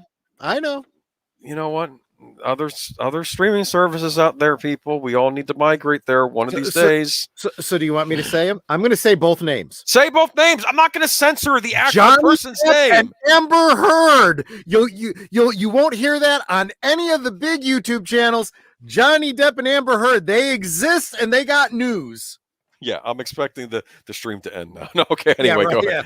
Okay. Anyway, I don't care. I don't care anymore. Originally, you sent me this, and I'm like, really? I don't care about the theatrics with them anymore. Oh, but no, this is some news. This is some news. Yeah, we are going to talk about this. And if you really care that much about these people and you want all the details, that Umbrella guy covers it really, really well. But we're just going to give you the most recent. I would argue this is the lead story of tonight, and Yep. I wouldn't have thought that a few days ago. Okay, Yeah. A bitter defamation lawsuit is now brewing between Johnny Depp and the American Civil Liberties Union. Yeah. ACLU. We know the ACLU. It's even in the Yep. title of my stream, so they're already going to come after me. I said Depp sues ACLU. Okay, after new documents revealed the nonprofit staff penned the explosive domestic violence op-ed at the center of the actor's $50 million libel suit against ex-wife Amber Heard. So basically, the ACLU is behind all this, which we didn't know this previously, right? Right. We thought that Amber Heard wrote the thing herself. A trove of emails. I didn't honestly believe she could put, a full sentence together. Maybe somebody. I didn't know it was the ACLU that right, did it. It could exactly. have been like maybe she has a writer beta orbiter. Yeah, I assumed it was her publicist, right? Or a publicist. Yeah, there you go. That might be a better term. Okay. A trove of emails seen by DailyMail.com suggests Heard 35 had minimal input into the December 2018 article, which was written by an ACLU strategist, then submitted to her for approval. Wow. Okay, this is a big deal. Yeah. Okay. I'm not really a big fan of the ACLU anyway, so this is interesting. The draft went through multiple legal revisions, with Heard's lawyer anxious not to mention Depp, 57, by name or breach a non-disclosure agreement in the former couple's $7 million divorce statement. Yeah, because you want to get the $7 million, leave me alone. Okay, Yeah. All right. But when it appeared in the Washington Post, Depp sued instead for libel, arguing that the 1,000-word essay entitled "I Spoke Up Against Sexual Violence and Faced Our Culture's Wrath" was a clear reference to their failed marriage and falsely labeled him an abuser. 3 years on the ACLU's involvement in threatening to drag the nonprofit deeper into the toxic lawsuit, Depp's lawyers hint it could even see them added as a defendant. The new trove of emails finally proves one of the things the LCU has fought for years to hide. They wrote Amber Heard false op-ed for her and were co-conspirators when Miss Heard from the start. With Miss Heard for the start. Depp's attorney, Adam Walkman, told DailyMail.com. It's a long article. This is all important, okay? Those who scheme, write, and publish defamation, even purported free speech advocates, are not immune from the consequences. This is libel? Well, that's something you apply to newspapers, but this is an organization that's not supposed to be doing this sort of thing, right? Agreed. The ACLU is already facing a May 28th deadline to respond to a barrage of subpoenas from Depp's legal team, who want to know if Heard ever honored a public 2016 pledge to donate half her divorce money, some $3.5 million, to the vaunted civil rights group. Yep. Now, previously unseen correspondence obtained by DailyMail.com reveals the ACLU staff came up with the idea for the op-ed when they appointed Heard as ambassador on women's rights in late 2018. Communications strategist Jerry Johnson emailed Heard's reps on November 6, proposing an article attacking the Trump administration for making the U.S. less safe for survivors of gender-based violence. She can also, of course, mention Trump's irresponsible attacks on Christine Blasey Ford and survivors who don't report right away. That's a whole nother can of worms. Okay. Yeah. If she feels comfortable, she can interweave her personal story, saying how painful it was as a GBV survivor to witness these setbacks, Johnson wrote. Would this be of interest? If so, would you like for us to do the first draft? Might include a quick phone interview to get her thoughts, or would Amber prefer to start it off? The essay was assigned to op-ed writer Rob Schulman, who sent Heard a first draft on November 29th. It was such a total pleasure to talk with you. I tried to gather your fire and rage and really interesting analysis and shape that into op-ed form, she said. Okay, I don't want to go on forever with this, but I'm trying to think. Any reference to marriage or divorce, even to say the word marriage or divorce, and then to elaborate, you're not in fact talking about a technical violation, he wrote. Okay. All right, so let me keep going down. Okay. Let me see. Okay, so 3 months later, Depp filed for defamation at Fairfax County, Virginia, where the Post is printed, saying the article wrecked his reputation and got him booted from the role of Captain Jack Sparrow. Yeah, this is the start of the end of his career. Yep. Now, I've had issues with Johnny Depp in the past with some things he said, but he is one of the great talented actors out there. Okay. I think there was even a rumor he could end up playing the Joker in the newer Batman movie. Actually, that would have been pretty cool. And he could play the Joker. Actually, he was in that movie Black Mass, terrifying in that, and he could he could play the Joker. Okay, the actor is fighting an uphill battle to salvage his reputation after Britain's High Court last year rejected a separate defamation case against the Sun newspaper over a 2018 article labeling him a wife beater, ruling Heard's allegations of abuse were substantially true. Friends said he's determined to fight on and won't contemplate settling the Virginia case, which accuses her of creating a hoax account of domestic violence, of being a domestic violence survivor in order to boost her career. Yeah, I mean, we were learning a lot of things that maybe we were thinking the abuse was reversed, right? Well, and here's the other thing. There's if you follow that Umbrella guy, he covers a lot of the details. I mean, he's literally watching streams of the court proceedings. He's reading the documents and so forth. He's really following the court case. And I'll be honest with you, when you accuse somebody of a crime, you got to show receipts. And if anything, Johnny is showing receipts that directly refute the things she's saying and proving her comments as lies. Yeah. What she is saying and the evidence he's presenting don't match. And he's literally proving himself innocent of the things she's claiming. And he's literally proving her lies. And it's looking really, really bad, to the point where her attorney tried to bring up, look, whether or not she gives this money to the charity that, she said, that's not really part of this divorce case. And the judge is like, I don't see it that way. She made it part of this case by bringing it up in court. So if she doesn't show us receipts of paying this money, then she lied to the court. Yes. And I'll hold her in contempt. Yes. Perjury, right? What's basically happened is she's pissed off the judge at this point, and the judge is not on her side. This is a disaster. No studio needs to be working with her. She is a liability at this point. Okay. Well, for all the behind the scenes news about Aquaman 2, what's the release date for Aquaman 2? Have they even started production on it yet? I haven't heard anything about it. I don't know. No, as far as I know, she hasn't been removed from it, but this movie may not even frickin' happen. In fact, it's sounding like more and more they want to get away from the Snyderverse. That's Maybe we're fine. not going to get an Aquaman. If they want to do an Aquaman 2, you can just recast her. I'm sorry. Yeah, I think she's more not and more that essential. I think right now Warner Brothers realize, because we've been talking about this all along.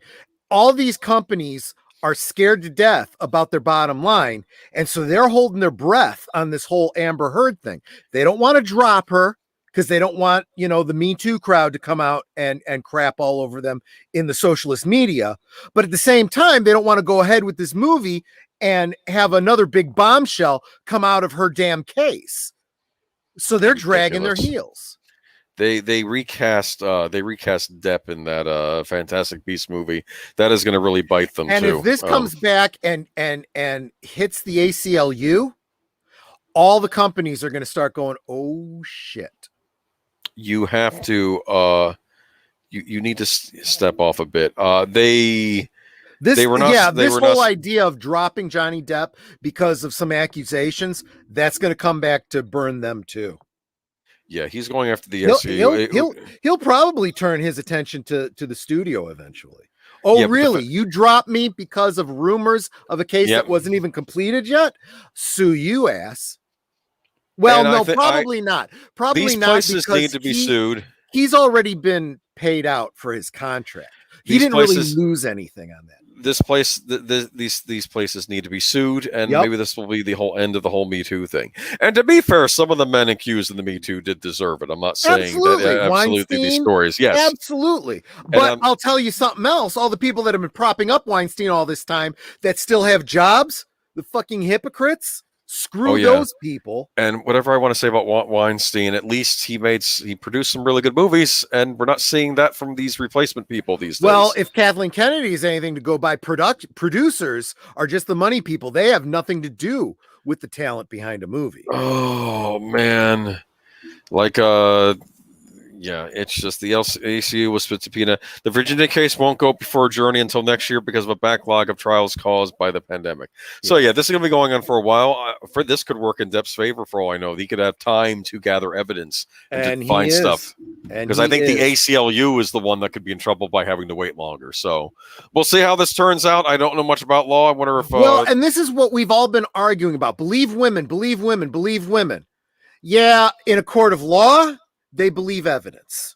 She can say whatever the fuck she wants, but those pictures that Johnny Depp keeps showing up with and police camera, videos and all that kind of shit, that speaks a whole lot louder than any of the bullshit coming out of her mouth. Oh, but yeah. Oh, by the center they set for Depp, no studio anywhere can work with anyone in Hollywood. Yeah. Yeah. That's for damn sure. And she's trying to turn us into a kangaroo court, Wolfton says. And the judge ain't having it. Johnny wins this. I will forgive him for playing Tonto. Let's not get started on the Lone Ranger movie. I'm not going to pretend to like that movie. I know several people who do, but I can't give. Yes, some people that don't like anything else seem. Well, to like all right, movie. but I know other people. Lots of people like that movie. They think it's. I forgot some other guy worked with likes. Anyway, I'm not going to. Let's not talk about Lone Ranger. You know what? I don't think it's so much Johnny Depp's luck. I think Amber Heard turned the judge against her. It's her own fault. It's not even Depp. He's just letting her have enough rope to hang herself. The point is, though, is that he already kind of got screwed over in the divorce, okay? True. And yet it's not enough. We have to destroy now his, that he has to life, share the blame for. Number one, I've been saying it all along with them. It's his own fault for dipping his wick in crazy. All right, so let's move on to the final two articles. I didn't have my touch time to make notes on this. I'll paste the links. You all have heard these stories in the media this week. My heading for this was Holly Wackos are see you next Tuesdays. It's funny because I saw just the dash in the thing, and I was thinking of another word, another C word that no man ever wants to be called. Oh, you're right. Actually, you're absolutely right. A little error on my part. I could have gone with well, no, that wasn't the word I was thinking of either. Oh, I was thinking of the word coward. Oh, yeah. Well, not enough asterisks for cowards. That's true. But coward, that's what I'm thinking of when I see these two stories. That is not a word I use lightly. That is not a word you should use lightly to call anyone, okay? Mm-hmm. It is a bad word, okay? It is, in my opinion, one of the lowest things a man can be as a coward, okay? And some of us don't have moments. There have been stories. And anytime you would think to call someone a coward, walk in their shoes first. Yes. Why do they make the decisions they make? Okay, it's very easy to Monday morning quarterback. But I can Monday morning quarterback these two things right here. Okay? This is a very different. Yeah. I am going to do it because you are men in positions of power. Absolutely. Okay. Well, should be. You do not have to be acting this way. So, of course, there was the big thing. Actually, can we?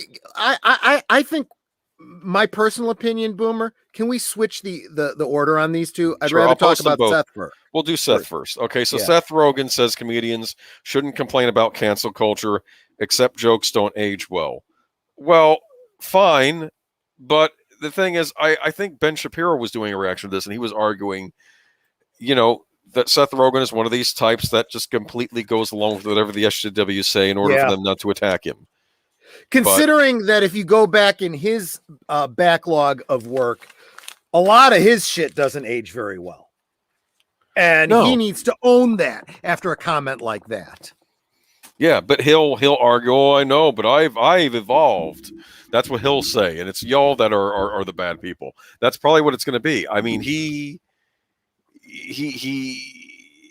in a position of influence. He's the type of person that can fight back, or at least keep your mouth shut. And I would even argue at the same time, you've never really been all that successful, Rogan. I mean, you're barely holding on in Hollywood. Your movies have not been that popular. Let's face facts. Apatow comedy movies. The big draw of 40-Year-Old Virgin was the guy from the Office. Steve Carell. That's right. He's been riding the coattails of far more talented people. Yeah, and I'm not even saying that I haven't enjoyed Seth Rogen in some things. I really liked him in the show Freaks and Geeks, and also on the show about people going to college. I forgot. I'll tell you what. I lost all respect for him early in his career when he did Green Hornet. I was like, fuck you, I'm done with Ooh, you. that was a bad film. That was terrible. I wanted to like that movie because I'm I like did too. I'm looking for alternatives to more superheroes, the better, and let's go with some ones that we don't know that aren't as well known. Okay, and But then when we you go Green shit all Hornet. over the Source material, forget fuck it. you. Steve Carroll, thank you, Auditor Dread. Names leave me. And I'm just I can't I can't stand this. And he was basically saying here. If I bring up the article, I can bring it up real quick. Just Yes, Auditor Dread, I am coming down off my Kraken high, so you missed some of my best rants. Yeah, speaking of high, let's talk about Seth Rogen. I'm sorry. Maybe I liked him more before he was showing up. That's just set it. High all His the time. jokes were Okay? all about drugs. Yeah. And if you're into that That's all drug he culture does. bullshit, then he was your guy. But when he was more sober, he wasn't so bad as a comedian. I Yeah. said, I liked him on Undeclared, and I liked him on Freaks and Geeks. His early Apatow. Early Apatow was really funny. I had no problem with Josh Apatow. I'm Whatever. losing my names tonight. And the thing is, lately though, I don't like those style comedies because it's all improv now, and there's no editing involved, and it gets old after a while. And I was hoping it was going to be a continuation of the great kind of comedies we used to get in the 80s with like Steve Martin, Dan Aykroyd, John Candy, but they're etc. not that talented. No, they're not. It's not there. And yeah, Steve Carroll is a great comedian, but like The Office is a great show. It's one of the best on TV. Even Steve Carell, though, his improv is how do I word this? He plans his improv. So like Fine. when he does a movie, he blocks off scenes where he's like, I'm going to improvise this. Okay. But most of the movie is scripted, you know? So like the 40-year-old virgin, that scene where he goes to the spa to have the hair removed, lots of improv there. Yeah, the He Kelly planned Clarkson that. thing. Yeah. But it's still within a scripted framework. And that's where most of the best improvised movies work. I mean, Ghostbusters, you know, you mentioned some stuff about Steve Martin, all of those guys, same thing. They did some improv, but by and large, the movie was still scripted, you know? You know, I'm sorry if yeah. Whereas Seth Rogen does not have the intelligence, he doesn't have the talent, and he certainly does not have the wisdom to do that kind of level of stuff. I've been teetering around him for a while, but this set me off. Seth Rogen appeared on Good Morning Britain this week to promote his new book, Yearbook, which he estimated on his past movies containing controversial jokes via insiders. There are certain jokes that for sure have not aged well, but I think that's the nature of comedy. I have nothing against that statement. Fine. I mean, that could be the case. Fine. I mean, you know, it's your safe answer, but whatever. The comedian said, I think conceptually those movies are sound, and I think there's a reason they've lasted as far as people still watching and enjoying them today. Jokes are not things necessarily built to last. Fine, I guess. Okay. The question I will go further. I would even say that some of the best jokes at the time become dated because they're dependent on the politics of the day, the history of the day. Sure. You know, current events of the day, right? Sure. That's why I've pointed this out to many people that go, oh, I don't like that Monty Python style humor. I'm like, the reason you don't like the Monty Python style humor is because about half of their jokes are dependent on you knowing the history and politics of Britain, of what was early going on in Britain. 1970s. I always like Monty Python. I like the where the guy went into the argument room. Remember that one? And then the guy starts shouting at him, is this the argument room? No, this is abuse. Argument room's next door. Yeah. Remember? I know which one you mean. I thought that was funny. I'm sorry. Anyway, to get back to the article. The question prompted Rogen to discuss the relationship between cancel culture and comedy, as many comedians have now been forced to reckon with dated jokes that are no longer appropriate in the present day. This is where I turn on Rogen. Yep. Rogen said, to me, when I see comedians complaining about this kind of thing, I don't understand what they're complaining about. If you made a joke that aged terribly, accept it. And if you don't think it's aged terribly, then say that. To me, it's not worth complaining about to that degree. I see other comedians complaining about it. When asked Good Morning Britain host if he would have to search his Twitter feed to delete controversial jokes made in the past. Rogan responded, I was never a comedian that made jokes that were truly designed to target groups that were subjugated in some way. Have we done that without realizing that? Definitely. And those things in our movies, and they're out there, and they're things that I am more than happy to say they have not aged well. But in my Twitter, I've never made a joke that's outwardly horrific in some way. And if you have, I would question why you did that. Rogan concluded. Saying terrible things is bad. So if you said something terrible, then it's something you should confront in some way, shape, or form. I don't think that's cancel culture. That's saying something. That's you saying something terrible if that's what you've done. Wow. Okay. See, and these are the same freaking hypocrites that have no problem saying things negative against conservatives, Trump supporters, white people. You know, they have no problem being istophobes against the people that it's cool and okay to be istophobes against. Yeah. I am going to say this too. But more importantly, though, this is the kind of guy that would throw his colleague under the bus. Yep. In a heartbeat. Yep. Okay. You know, people make inappropriate jokes. Sometimes comedians make a joke that doesn't land, and that's what that is. Look, okay.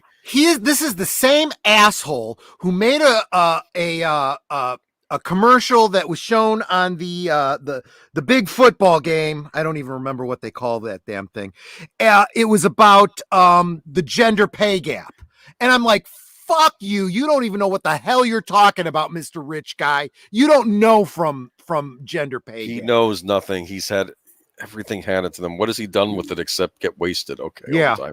The word dated is a woke SJW word. I hate it. Used to cut down classic media and used to disrespect the classics. You know what? I think I'm agreeing with you. I think dated is a word we need to retire. The way it is used, I will agree with you, but dated is a word that has meaning, and the way I just used it though a little while ago is absolutely appropriate.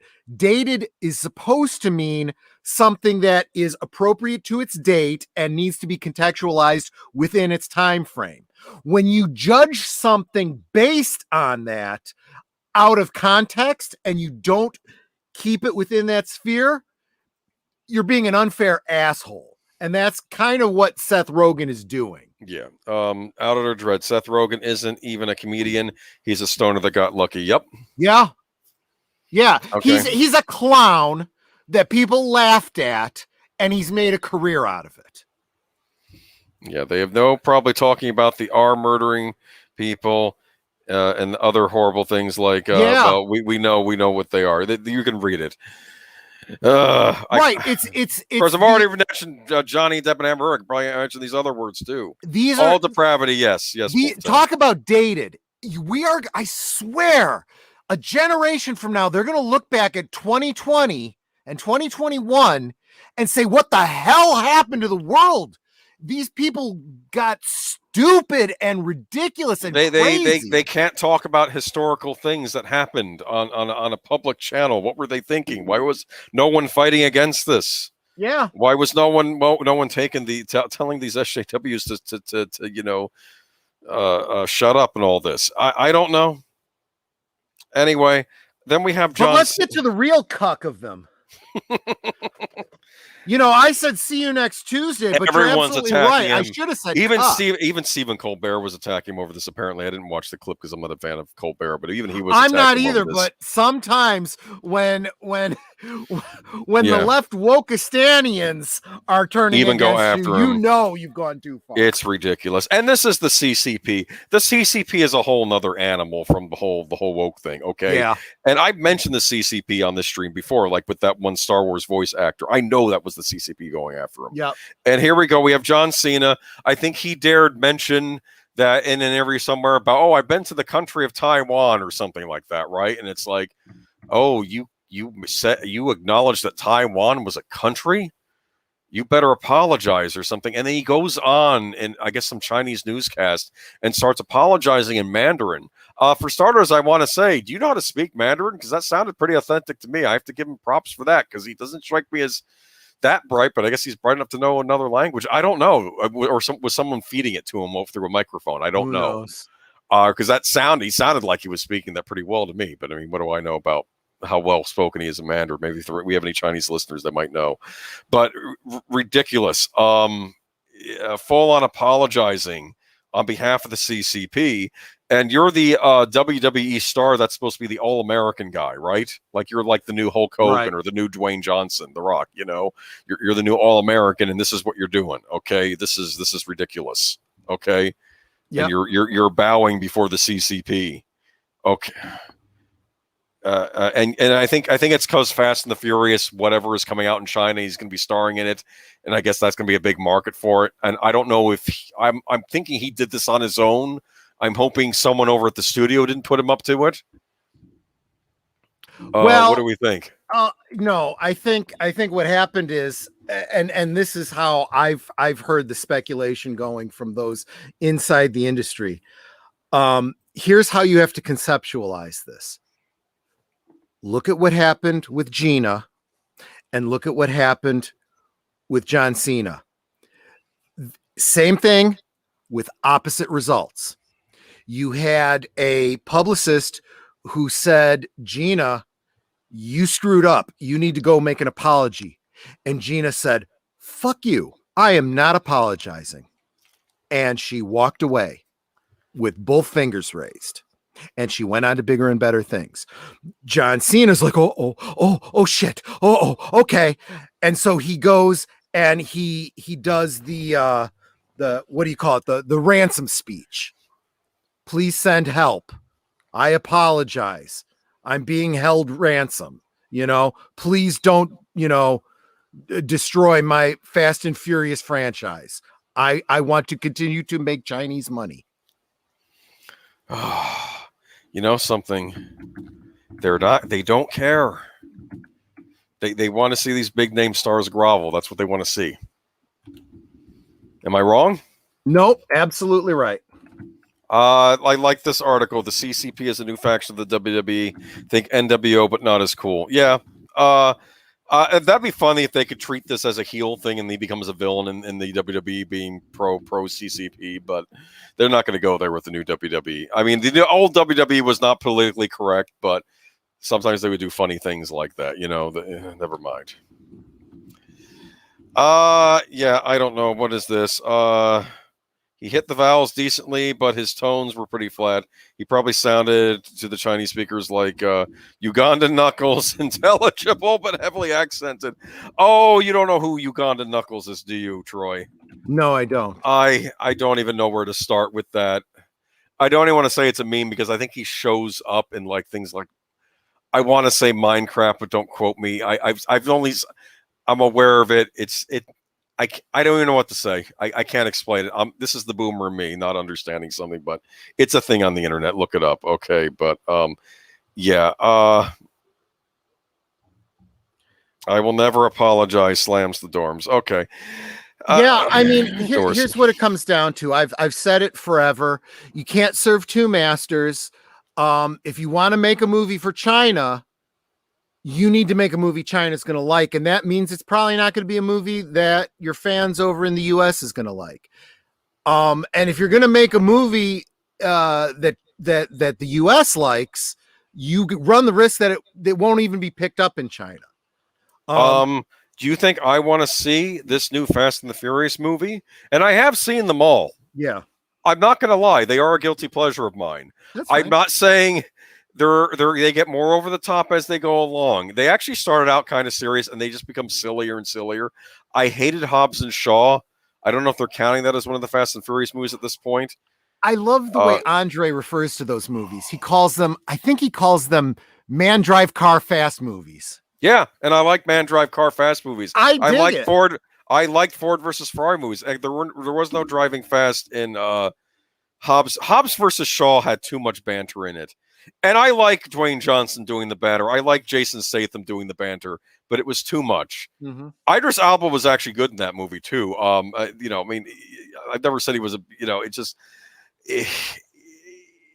the whole concept of the fact that the villains had guns that could only work by like an electronic signal being sent to them, and they could jam the signal so the guns wouldn't work. So you could have a big fight on the island with them fighting, Samoans. Find out another way for them not to have guns. Okay.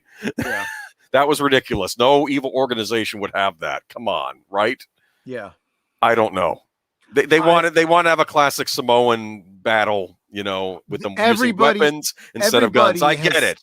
Everybody has turned on John Cena. Not that he was ever a terribly talented actor to begin with, but as someone pointed out, this movie is already done really well in China. Okay, fine. If the CCP does not accept his apology, he won't be in the next Fast and Furious movie. It won't happen, Well, I think they've already filmed it, though, haven't they? They've already filmed it and released it in China. It's already doing very well in China. Why aren't we getting it? Because it's China. China's the overlord. We are now the second class citizens of the world. I get it. I understand that. Hollywood serves China before they serve us. If you Kiss don't my mind, ass, Boomer, Universal Studios. Okay. If you don't mind, since I still have a blue wrench, you could always take it away from me if you don't want me sharing links. But I'm going to share a link to another YouTuber's channel, specifically a video that she did about this exact topic. Okay. And the reason I'm sharing it is this is a real sweet girl. She really is just a gardener. Which YouTuber?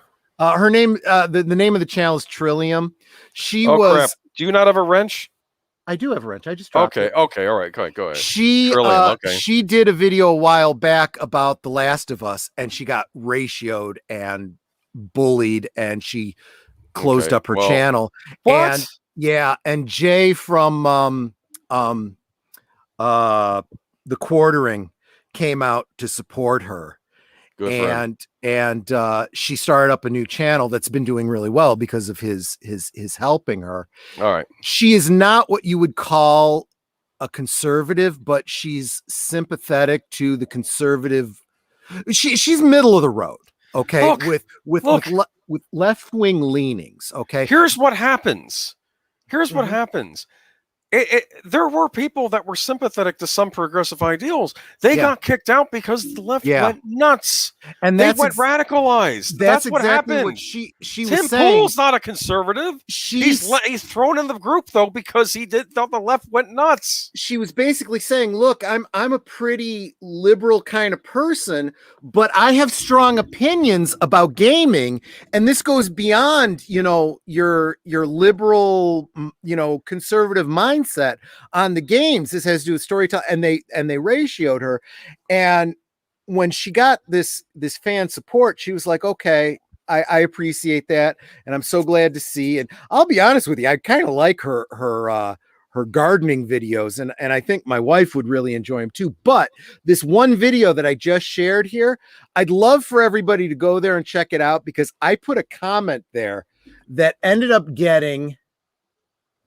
It's got 79 replies right now, and about half of them are clearly a plant from the CCP trying to defend China. Yeah. It is funny. And I went in and I just basically left a comment that said, "Oh, so we got a propagandist from the CCP. Well, that's good, because all engagement just helps this YouTube channel. Thank you." But I see no reason to continue to engage with you. Yeah, pretty much. That's the worst. They know over there in the CCP. They know about the whole cancel culture over here, and they're weaponizing and they it try to push it. Yeah, they don't do it as smartly too, because you can see holes in their whole arguments. I know that Star Wars voice actor was a target of them. Yeah, because of that woman claiming that this thing was developed in a lab, and maybe we're learning more about that now, aren't we? Yeah. That's exactly it. Even the so-called mainstream media is starting to pick up on that. I'm like, so was it still a conspiracy theory when we were talking about it back in 2020? I mean, how does that work? Okay. So was this a happy news night? It's getting late. We should probably wrap this up. Honestly, okay. I would argue that things are starting to turn around. I think a little bit at a time. Yeah. I think that the so-called left is moving to the center. I think we're starting to find the common ground with people that actually have more than two neurons to rub together, and they're starting to see through the bullshit. And the more people continue to follow the paradigm of Wokistanians, the more they're hurting themselves. There was literally just this past week, Midnight's Edge was talking about how the woke narrative is starting to turn around in Hollywood, and John Cena came out at the exact wrong time to make this message because he has turned off the right and the left. Nobody likes him right now. Yeah. So he may as well fucking move to China because nobody else is going to ever support him. Good. He can play the American villain in one of their many movies they make where the American is the villain. He better get typecast as the American villain because that's all he's going to ever play. Which is happening over there, like full-on propaganda type stuff. Yep. Like they're almost gearing up for something, which I want to say they're not because they still rely on us for the money. But He's I a don't know. boot-looking cuck is what he is. Yeah, it's embarrassing. You really screwed the pooch on this one, and we'll see how things go for your career on this one. I'm kind of noticing. Have you noticed that since last year, when The Rock came out in support of Biden, he has not said anything else political since then? No. I think a lot of people in Hollywood are starting to realize maybe I should just shut up about my politics. They're probably they're gonna have buyer's remorse in a couple of years. We'll see. That's a whole nother thing. They're having buyer's remorse now. I mean, I think, God, 3 months ago, that article about the pipe fitters union coming out all upset about having supported Biden, and then he shuts down the Keystone Pipeline, putting all of them out of business. Well, what the fuck did you think was going to happen? Yes.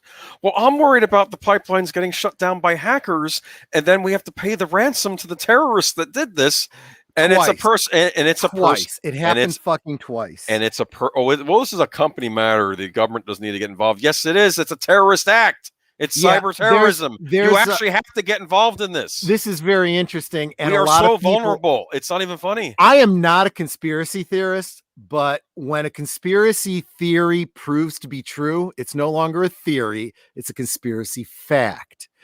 And I'm hearing a lot of people saying, it's really starting to sound like, this hacking thing on the pipelines. I think we're talking about some money laundering happening here. And I think it's an inside job. And I think it's people that really are purposely trying to undermine it's environmental terrorists that are trying to undermine our oil business here in the United States. But you know what? That's just what I'm hearing. That's what I'm speculating. We'll talk about it when we see more, but it's, when you're spending $3 a gallon at the pumps, just keep in mind, what were the gas prices under the other administration? What changed?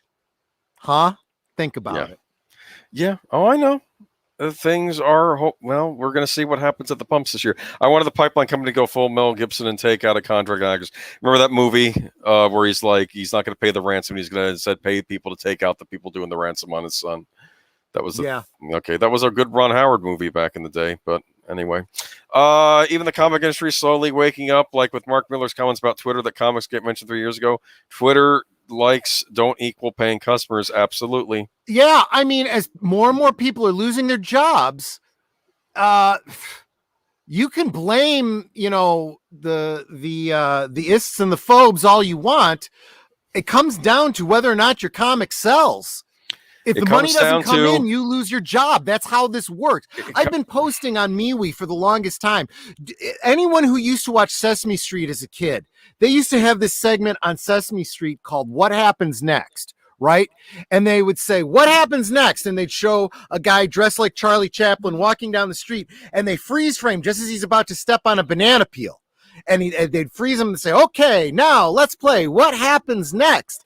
Look at what's happening in the picture. And he's about to step on a banana peel. What do you think is going to happen next? And then they play it and he hits the banana peel and he slips and he falls. It's just, it's teaching kids cause and effect, right? Well, that's what happens when you read the news. Use your brain. What is happening? What are you seeing here? Don't just believe what they're telling you. What happens next? Take the core of the news, the fact that they're sharing. what happens next. Okay, if your comics aren't selling, you can bitch and moan and complain about the fans and the ists and the phobes and the politics and isms all you want. But the bottom line is your comic isn't selling. If your comic doesn't sell, what happens next? You lose your job. The company goes out of business because you need to make money to keep the lights on, you dumbass. Well, yeah, like I say, we're gonna see what happens. I think we're gonna see some changes this year, but we'll see. I think by year's end, maybe we'll start seeing some. We'll see. Yeah. Of course, I may be eating those words, but no, actually, no. I'm getting a feeling that something's changing. Man, we're old enough to know. I got a couple friends who keep saying Troy is right. Yep, Troy's right again, and then they'll send me a news article, and I'll look at it and I'll go, I don't remember what I said that I'm right about, but damn right, I'm right again. Because I do this all the time. I say these things and they go, yeah, whatever, conspiracy theories again. And then they're like, holy shit, you were right. Look, I'm not doing conspiracy theories. I'm doing what happens next. 2 points make a line. I know what's going to happen in the future because I know what's happened in the past.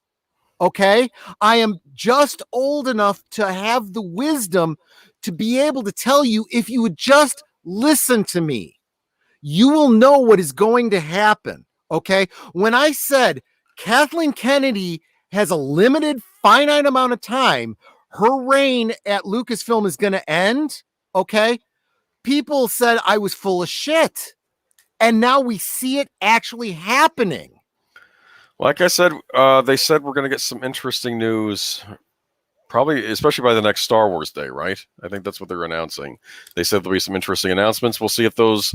Doomcock is sitting on something. He slipped in his. He was a guest on Midnight's Edge, and he said something that he didn't mean to say, and he's actually sitting on it until it comes out from other outlets.